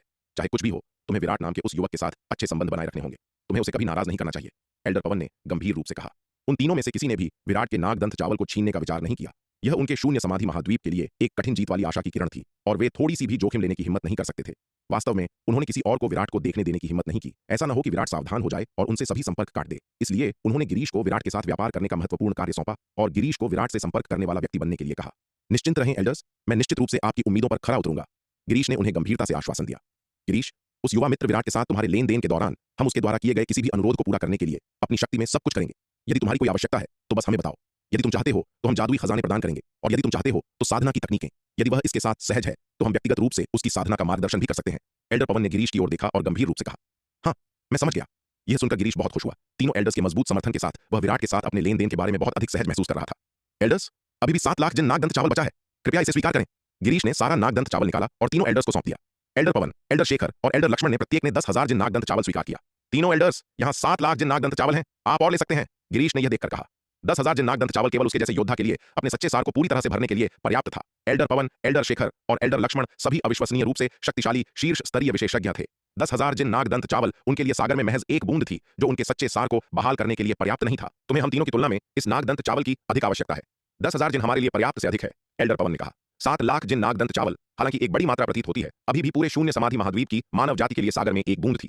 शून्य समाधि महाद्वीप के कई योद्धा सच्चे सार की कमी के कारण भूखमरी के कगार पर थे। वे बहुत अधिक नागदंत चावल नहीं लेंगे, थोड़ा सा उनके जीवन को बनाए रखने के लिए पर्याप्त था। अधिक छोड़ने से अधिक मनुष्य बचेंगे। वास्तव में तुम्हें हमसे ज्यादा इस नागदंत चावल की जरूरत है। उस युवा मित्र विराट से और अधिक खरीदने तक प्रतीक्षा करो, फिर हमें देना, एल्डर लक्ष्मण ने कहा। तुम बाकी नागदंत चावल दूसरों को बांट सकते हो। जी एल्डर लक्ष्मण, तीनों एल्डर्स की बातें सुनकर गिरीश के पास नागदंत चावल को दूर रखने के अलावा कोई विकल्प नहीं था। वह जानता था कि शून्य समाधि महाद्वीप पर स्थिति वास्तव में गंभीर थी। कई योद्धा भुखमरी के कगार पर थे। नागदंत चावल एक जीवन रक्षक था। नागदंत चावल के वितरण को दूसरों को संभालने दो, एल्डर शेखर ने कहा। गिरीश का सबसे महत्वपूर्ण काम अब उस युवा मित्र विराट के साथ व्यापार करना और उससे अधिक नागदंत चावल खरीदना है। उसे अब अन्य तुच्छ मामलों के बारे में चिंता करने की आवश्यकता नहीं है। हाँ, एल्डर शेखर सही कह रहे हैं। गिरीश को अब अन्य तुच्छ मामलों के बारे में चिंता करने की आवश्यकता नहीं है। एल्डर पवन ने सहमति में सिर हिलाया। तो सुजाता को बुलाओ और उसे नागदंत चावल बांटने के लिए कहो। एल्डर शेखर और एल्डर पवन के शब्दों को सुनकर एल्डर लक्ष्मण ने सहमति में सिर हिलाया। यह सुनकर गिरीश ने 7 लाख जिन नागदंत चावल वाला स्थानिक जादुई खजाना एल्डर लक्ष्मण को वापस सौंप दिया। तीनों एल्डर्स, तो फिर गिरीश विदा लेता है। गिरीश ने तीनों एल्डर्स को नमन किया और कहा, सम्राट स्तर की 13वीं मुहर यहां से बहुत दूर थी। यहां तक कि उसकी पूरी गति से उड़ते हुए उसे वहां पहुंचने में आधे साल से अधिक का समय लगेगा। वह और विराट सहमत हुए कि भविष्य की सभी बैठकें और लेन देन सम्राट स्तर की 13वीं मुहर पर होंगे, इसलिए उसे वहां इंतजार करना पड़ा जब तक कि विराट अपने संप्रदाय के बुजुर्गों को सौदे के लिए सहमत नहीं कर लेता। वह यह सुनिश्चित करना चाहता था कि विराट जब भी चाहे उसे तुरंत देख सके, ताकि उसकी ईमानदारी का प्रदर्शन हो सके। ठीक है, जाओ, एल्डर पवन ने सिर हिलाया। गिरीश विदा लेता है। गिरीश ने फिर से नमन किया और उड़ गया। गिरीश के जाने के बाद एल्डर लक्ष्मण ने अपना संचार टोकन निकाला और सुजाता नाम की योद्धा से संपर्क किया। उसे अमर स्तर की मुहर पर आने के लिए कहा। 3 महीने बाद बैंगनी वस्त्र पहने एक सुंदर महिला अमर स्तर की मुहर पर पहुंची। हालांकि बैंगनी वस्त्र वाली यह महिला बहुत सुंदर थी, लेकिन वह पतली और कमजोर भी थी। तीनों एल्डर्स, सुजाता को बुलाने के लिए आपके क्या निर्देश हैं? बैंगनी वस्त्र वाली सुंदर महिला ने तीनों एल्डर्स को सम्मानपूर्वक नमन किया। सुजाता, यह 7 लाख जिन नागदंत चावल है, इसे लो और विभिन्न मोहरों की रक्षा करने वाले योद्धाओं को बांट दो। एल्डर लक्ष्मण ने अपना हाथ लहराया और एक स्थानिक जादुई वस्तु बैंगनी वस्त्र वाली सुंदर महिला की ओर उड़ गई। बैंगनी वस्त्र वाली सुंदर महिला, जिसका नाम सुजाता था, ने जल्दी से स्थानिक जादुई वस्तु ली और अपनी दिव्य इंद्रिय के साथ उसमें प्रवेश किया। जब उसने अंदर क्रिस्टल स्पष्ट जेड जैसे नागदंत चावल का बड़ा ढेर देखा तो वह अविश्वसनीय रूप से चौंक गई। एल्डर लक्ष्मण, यह नागदंत चावल कहां से आया? सुजाता ने एल्डर लक्ष्मण से आश्चर्य से पूछा। शून्य समाधि महाद्वीप की वर्तमान स्थिति में संसाधन अत्यंत दुर्लभ है। इतना नागदंत चावल अचानक कहां से प्रकट हुआ? यह नागदंत चावल तीनों एल्डर्स द्वारा नहीं छिपाया जा सकता था। अगर ऐसा होता तो वे इतने सारे योद्धाओं को भूख से मरते हुए देखने के बजाय इसे बहुत पहले ही निकाल चुके होते। गिरीश इसे लाया है, एल्डर लक्ष्मण ने मुस्कुराते हुए कहा। फिर उन्होंने वही दोहराया जो गिरीश ने सुजाता से कहा था। एल्डर लक्ष्मण की कहानी सुनने के बाद सुजाता बहुत खुश हुई। उसकी आंखों में आंसू भर आए। बहुत बढ़िया, बहुत बढ़िया, हम आखिरकार बच गए, सुजाता ने बार बार कहा। ऊर्जा की भरपाई न होने के कारण योद्धाओं की लहरों को अपने सच्चे सार की थकावट से मरते हुए देखना उसका दिल बुरी तरह दुखता था। अंधकार के इन अंतहीन दिनों ने उसे लगभग निराशा में धकेल दिया था। बिना किसी उम्मीद के कई योद्धा या तो भूख से मर गए, स्वर्ग और पृथ्वी की प्रदूषित आध्यात्मिक ऊर्जा से भ्रष्ट हो गए या पागल हो गए। पिछले कुछ 100 वर्षों में बहुत अधिक त्रासदियां हुई थीं। उसने इन चीजों को प्रत्यक्ष रूप से देखा था। उसका दिल अत्यधिक दर्द से भरा था। फिर भी वह पूरी तरह से शक्तिहीन थी, यहां तक कि वह खुद लगभग ढह रही थी। वह दूसरों की मदद कैसे कर सकती थी? लेकिन अब आशा आखिरकार दिखाई दी थी और वह कैसे खुश नहीं हो सकती थी। तीनों एल्डर्स, मुझे अब विदा लेनी चाहिए, सुजाता ने जल्दी से तीनों एल्डर्स से कहा। उसकी सबसे बड़ी इच्छा अभी यह थी कि भुखमरी के कगार पर खड़े योद्धाओं को जल्द से जल्द नागदंत चावल पहुंचाया जाए ताकि वे अपनी ताकत फिर से हासिल कर सकें और जीवित रह सकें। हाँ, जाओ, एल्डर लक्ष्मण ने सिर हिलाया और कहा। लेकिन याद रखना, नागदंत चावल को सभी को बांटने की कोशिश करना। आखिरकार हमारे पास अभी बहुत अधिक नागदंत चावल नहीं है और हम सभी को उनके दिल की सामग्री के लिए नहीं खिला सकते हैं। हम प्रत्येक व्यक्ति को केवल थोड़ा दे सकते हैं ताकि वे जीवित रह सकें। जी, सुजाता समझती है, सुजाता ने यह सुनकर बार बार सिर हिलाया। इसके अलावा अभी के लिए किसी और को इस मामले के बारे में मत बताना, इसे गुप्त रखना, एल्डर शेखर ने भी कहा, ताकि इस बारे में जानने के बाद कुछ लोगों को अन्य विचार आने से रोका जा सके। यदि कोई क्षणिक लालच के कारण शक्ति सिंधु महाद्वीप के साथ हमारे व्यापार को बर्बाद कर देता है तो तुम हमारे शून्य समाधि महाद्वीप की पापी बन जाओगी। हाँ, इस मामले को वास्तव में गोपनीय रखा जाना चाहिए। हमें यह सुनिश्चित करने की पूरी कोशिश करनी चाहिए कि शक्ति सिंधु महाद्वीप के साथ हमारा व्यापार अन्य कारकों से प्रभावित न हो, एल्डर लक्ष्मण ने भी बार बार कहा। शून्य समाधि महाद्वीप के कई योद्धा पतन के कगार पर हैं। यदि उन्हें इस मामले के बारे में पता चलता तो वे अनिवार्य रूप से अन्य विचारों को आश्रय दे सकते थे। यदि कोई क्षणिक लालच से शक्ति सिंधु महाद्वीप के लोगों को लूटता, अंततः शक्ति सिंधु महाद्वीप के साथ उनके व्यापार के टूटने का कारण बनता, तो शून्य समाधि महाद्वीप के लिए परिणाम विनाशकारी होंगे। शून्य समाधि महाद्वीप को आखिरकार जो उम्मीद मिली थी वह पूरी तरह से नष्ट हो जाएगी। जी, सुजाता निश्चित रूप से एल्डर के निर्देशों को याद रखेगी। यह सुनकर सुजाता का दिल बैठ गया और उसने जल्दी से उत्तर दिया। वह समझ गई कि यह मामला बहुत महत्व का था और इसे हल्के में नहीं लिया जा सकता था। एक ही गलती शून्य समाधि महाद्वीप के लिए विनाशकारी परिणाम ला सकती है, इसलिए इस मामले को कड़ाई से गोपनीय रखना था। ठीक है, जाओ, जल्दी से अभिभावक योद्धाओं को नागदंत चावल बांट दो। एल्डर पवन ने अपना हाथ लहराया और कहा। जी, तीनों एल्डर्स, सुजाता विदा लेती है। सुजाता ने जाने से पहले तीनों एल्डर्स को फिर से सम्मानपूर्वक नमन किया। विराट, शार्दुल और हरित के साथ सम्राट स्तर की 13वीं मुहर के आसपास से दक्षिण की ओर गया। कई महीनों के बाद वे एक बार फिर प्राचीन युद्ध क्षेत्र के खंडहरों में पहुंचे जहां एकलव्य स्तर की 37वीं मुहर स्थित थी। इन खंडहरों में घूमते हुए उनका अचानक गुरु भूपति, हंसा, गायत्री और दिव्य पवन महल के शिष्यों के एक समूह से सामना हुआ। अरे गुरु भूपति, आप अभी भी यहाँ क्यों हैं? विराट ने गुरु भूपति और अन्य लोगों को देखा, निशब्द। शून्य समाधि गुप्त क्षेत्र के स्थानिक मार्ग के गायब होने का समय लगभग हो गया है और आप अभी भी यहाँ हैं। आप वापस कैसे जाने वाले हैं और आप सबने आरोहण लोक में कैसे प्रवेश कर लिया? प्राचीन युद्ध क्षेत्र के खंडहर जहां एकलव्य स्तर की 37वीं मुहर स्थित है, शून्य समाधि गुप्त क्षेत्र के स्थानिक मार्ग के स्थान से 300 खरब मील से अधिक दूर है। जब उन्होंने पहली बार शून्य समाधि गुप्त क्षेत्र में प्रवेश किया था तब से लगभग 2 साल बीत चुके हैं और ये लोग अभी भी इतनी दूर जगह पर हैं। शून्य समाधि गुप्त क्षेत्र का स्थानिक मार्ग गायब होने से पहले यह लगभग निश्चित है कि वे वापस नहीं जा पाएंगे। शून्य समाधि गुप्त क्षेत्र में प्रवेश करने वाले तलवार संप्रदाय और दिव्य पवन महल के लगभग सभी शिष्यों को ढूंढ लिया गया है, सिवाय गुरु भूपति, हंसा और गायत्री के, जिनकी संख्या केवल कुछ 100 है। अब जब उसका सामना गुरु भूपति और उनके समूह से हो गया है तो इसका मतलब है कि लगभग सभी का ठिकाना पुष्टि हो गया है। हमें आरोहण लोक में प्रवेश करने के लिए मजबूर किया गया था, गुरु भूपति ने लाचारी से कहा। यह ठीक है, क्योंकि हमने आरोहण लोक में प्रवेश किया है कि हम जानते हैं कि हम अब शून्य समाधि गुप्त क्षेत्र के स्थानिक मार्ग के माध्यम से नहीं जा सकते हैं, इसलिए हम दूसरों द्वारा देखे जाने से बचने के लिए वापस नहीं भागे। युवा मालिक विराट, ये वास्तव में हमारी गलती नहीं है। ये राक्षस बहुत शक्तिशाली हैं। यदि हम आरोहण लोक में प्रवेश नहीं करते तो हम संभवतः उन्हें कैसे हरा सकते थे? अपनी जान जोखिम में डालने के बजाय हम आरोहण लोक में प्रवेश करके उनसे लड़ सकते थे। हंसा बीच में बोल पड़ी। इसके अलावा युवा मालिक विराट, क्या आप नहीं जानते कि टेलीपोर्टेशन व्यूह कैसे स्थापित किया जाए? आप एक स्थापित क्यों नहीं करते और हमें बाहर भेजते? ठीक है, अभी के लिए यही एकमात्र रास्ता है, विराट ने कुछ लाचारी से कहा। हालांकि शक्ति सिंधु महाद्वीप लौटने के बाद आपको बाहर जाकर किसी से नहीं मिलना चाहिए। आप अन्य संप्रदायों के लोगों को यह नहीं बता सकते कि आप शक्ति सिंधु महाद्वीप लौट आए हैं। वह नहीं चाहता था कि दूसरों को पता चले कि वह टेलीपोर्टेशन व्यूह स्थापित करना जानता है या कि वह शून्य समाधि गुप्त क्षेत्र के स्थानिक मार्ग का उपयोग किए बिना उसमें प्रवेश कर सकता है। वह अभी भी तलवार संप्रदाय के पिछवाड़े के रूप में शून्य समाधि गुप्त क्षेत्र का पता लगाना चाहता था। हालांकि एल्डर फणीश्वर, महंत गजेंद्र और अन्य लोगों ने पहले ही अनुमान लगाया होगा कि उनका तलवार संप्रदाय जानता था कि टेलीपोर्टेशन व्यू कैसे स्थापित किया जाए। आखिरकार युमेश शाही शहर से उनका अचानक गायब होना और दक्षिणी महाद्वीप में लौटना केवल टेलीपोर्टेशन के माध्यम से ही पूरा किया जा सकता था। एल्डर फणीश्वर और अन्य अनुमान लगा सकते थे, लेकिन जब तक उन्हें कोई सबूत नहीं मिला, तलवार संप्रदाय और दिव्य पवन महल बस इनकार कर सकते थे और एल्डर फणीश्वर इसके बारे में कुछ नहीं कर सकते थे। हालांकि यदि गुरु भूपति और अन्य पहले ही आरोहण लोक में प्रवेश कर चुके थे, लेकिन फिर भी शून्य समाधि गुप्त क्षेत्र को छोड़ने और शक्ति सिंधु महाद्वीप लौटने में सक्षम थे, तो वे इस बात को पकड़ सकते थे और तलवार संप्रदाय को शून्य समाधि गुप्त क्षेत्र में प्रवेश करने और छोड़ने की विधि सौंपने के लिए मजबूर कर सकते थे। इसमें कोई समस्या नहीं है। जब तक हम दक्षिणी महाद्वीप में लौट सकते हैं तब तक ठीक है। जहां तक अन्य स्थानों पर जाने की बात है, हमें अब इसमें कोई दिलचस्पी नहीं है। यह शून्य समाधि गुप्त क्षेत्र एक विशाल खजाना है जो हमारे लिए कई वर्षों तक खोज करने के लिए पर्याप्त है। हंसा ने तुरंत कहा। जब तक वे अपने संप्रदाय से कटे नहीं थे, उन्हें वास्तव में अन्य संप्रदायों या योद्धाओं से संपर्क करने की परवाह नहीं थी। हंसा, गायत्री और अन्य लोगों को इसकी परवाह नहीं थी और गुरु भूपति को तो और भी कम परवाह थी। जब तक वह समय समय पर अपनी पत्नी और बेटियों को देखने वापस जा सकता था, वह संतुष्ट रहता। जहां तक बात यह थी कि क्या वह शक्ति सिंधु महाद्वीप के अन्य स्थानों पर जा सकता है या क्या वह दांव संघ में प्रवेश कर सकता है और दांव संघ का दांव पुत्र बन सकता है, गुरु भूपति को वास्तव में कोई परवाह नहीं थी। क्या दुनिया में तलवार संप्रदाय से बेहतर कोई जगह थी? जिस कारण से उसने मध्य महाद्वीप मार्शल आर्ट्स टूर्नामेंट में भाग लिया, वह केवल अपने क्षितिज को व्यापक बनाने के लिए था। क्या वह दांव संघ का दांव पुत्र बन सकता है? यह गौण था। ठीक है, तो आपको पहले मेरे साथ बैंगनी तलवार संप्रदाय के खंडहरों में आना चाहिए। मैं इसे भविष्य में शून्य समाधि गुप्त क्षेत्र में तलवार संप्रदाय के आधार में बदलने की योजना बना रहा हूं, विराट ने कहा। इसके अलावा आपको शून्य समाधि गुप्त क्षेत्र में प्रशिक्षण के दौरान सावधान रहना चाहिए। न केवल शून्य समाधि गुप्त क्षेत्र में बड़ी संख्या में हड्डी दानव राक्षस हैं, बल्कि शून्य समाधि गुप्त क्षेत्र के मूल निवासी योद्धा भी हैं। क्या शून्य समाधि गुप्त क्षेत्र में मूल निवासी योद्धा हैं? हंसा विराट की बातें सुनकर हैरान थी। यह पहली बार था जब उसने ऐसी बात सुनी थी। शून्य समाधि गुप्त क्षेत्र के पिछले सभी मध्य महाद्वीप मार्शल आर्ट्स टूर्नामेंटों के अन्वेषणों में इसके भीतर किसी भी मूल मानव योद्धा का कभी कोई उल्लेख नहीं किया गया था। बुरा नहीं है। उनके मूल निवासी योद्धाओं के बीच इस शून्य समाधि गुप्त क्षेत्र को शून्य समाधि महाद्वीप कहा जाता है। इसके अलावा इस शून्य समाधि गुप्त क्षेत्र की नींव अकल्पनीय रूप से गहरी है। यह हमारे शक्ति सिंधु महाद्वीप से भी अधिक उन्नत दुनिया हो सकती है। दांव संघ के शून्य समाधि गुप्त क्षेत्र के पिछले अन्वेषणों ने केवल हिमशैल के सिरे का पता लगाया, जो एक सच्ची समझ से बहुत दूर है, विराट ने कहा। इसलिए आपको शून्य समाधि गुप्त क्षेत्र में अपने प्रशिक्षण के दौरान और भी अधिक सावधान रहना चाहिए। शायद अभी भी बहुत से रहस्य हैं जिनके बारे में हम नहीं जानते हैं। हाँ, हम समझ गए। हंसा ने यह सुनकर बार बार सिर हिलाया। इसके बाद विराट गुरु भूपति, हंसा, गायत्री और अन्य लोगों को बैंगनी तलवार संप्रदाय के खंडहरों की ओर ले गया। हंसा, गायत्री, मेनका और दिव्य पवन महल के अन्य 4 या 500 शिष्यों ने सभी आरोहण लोक में प्रवेश कर लिया था और उनकी उड़ने की गति बहुत तेज थी। वे 1 महीने से भी कम समय में बैंगनी तलवार संप्रदाय के खंडहरों में पहुंच गए। इसके बाद विराट ने बैंगनी तलवार संप्रदाय के खंडहरों की मुख्य चोटी पर एक टेलीपोर्टेशन व्यूह स्थापित किया और कई रक्षात्मक व्यूह भी तैनात किए। बैंगनी तलवार संप्रदाय के खंडहरों की मुख्य चोटी में मूल रूप से विभिन्न अत्यंत शक्तिशाली व्यूह थे, लेकिन चूंकि उनकी ऊर्जा समाप्त हो गई थी, ये व्यूह अपनी पूरी शक्ति का प्रयोग करने में असमर्थ थे। विराट ने इन व्यूहों को संशोधित किया, उन्हें नई ऊर्जा प्रदान की। इस प्रकार उनकी शक्ति को फिर से सक्रिय किया। सब कुछ पूरा करने के बाद विराट निकल पड़ा। अब शून्य समाधि गुप्त क्षेत्र के स्थानिक मार्ग के गायब होने में केवल 1 महीना बचा था। उसे गायब होने से पहले लौटना पड़ा। हालांकि चूंकि बैंगनी तलवार संप्रदाय के खंडहर शून्य समाधि गुप्त क्षेत्र के स्थानिक मार्ग से पूरे 300 खरब मील दूर है, इसलिए विराट के लिए अपनी उड़ने की गति को देखते हुए इतने कम समय में इतनी लंबी दूरी तय करना असंभव है। इसलिए विराट ने अनंत परम मीनार से एक अस्थायी स्थानिक मार्ग का निर्माण कराया ताकि उसे उसकी ओर बढ़ने से पहले शून्य समाधि गुप्त क्षेत्र के स्थानिक मार्ग के आसपास टेलीपोर्ट किया जा सके। शक्ति सिंधु महाद्वीप, मध्य महाद्वीप, अराजक रसातल का मध्य क्षेत्र। एक विशाल स्थानिक भंवर लहराया और हरे रंग की एक लड़की स्थानिक मार्ग से बाहर फेंक दी गई। उफ, आखिरकार बाहर आ गई। शिखा शर्मा ने अपने परिवेश पर नजर डाली और एक लंबी सांस ली। उसने इस बार शून्य समाधि गुप्त क्षेत्र में बहुत दूर की यात्रा की थी और वह इस बात से चिंतित थी कि क्या वह स्थानिक मार्ग के गायब होने से पहले वापस लौट सकती है। यदि वह वापस नहीं लौट सकती तो वह वास्तव में फंस जाएगी और शून्य समाधि गुप्त क्षेत्र में मर जाएगी। सौभाग्य से वह समय से पहले लौटने में कामयाब रही। शिखा शर्मा की आकृति चमकी और वह अराजक रसातल के बाहर की ओर उड़ गई। शिखा, तुम आखिरकार बाहर आ गई। शेखर शर्मा अपनी बहन को बाहर निकलते देख खुशी से चिल्लाया। वह मानव, जगन जयपाल और अन्य कुंवर ललित द्वारा प्रदान की गई अविश्वसनीय रूप से तेज बादल नाव के लिए धन्यवाद। सम्राट स्तर की 13वीं मोहर और शून्य समाधि गुप्त क्षेत्र के स्थानिक मार्ग के बीच भारी दूरी के बावजूद समय से पहले लौटने में कामयाब रहे थे। शून्य समाधि गुप्त क्षेत्र छोड़ने के बाद उसने पाया कि उसकी बहन शिखा शर्मा अभी तक बाहर नहीं आई थी, जिससे उसे बहुत चिंता हुई। हालांकि शिखा शर्मा शक्तिशाली थी, लेकिन शून्य समाधि गुप्त क्षेत्र के भीतर हुए महत्वपूर्ण परिवर्तनों को देखते हुए वह शायद सुरक्षित रूप से बचने में सक्षम नहीं हो सकती है। शिखा शर्मा को आखिरकार शून्य समाधि गुप्त क्षेत्र से बाहर निकलते देख शेखर शर्मा ने आखिरकार अपने दिल से एक बड़ा बोझ हटा हुआ महसूस किया।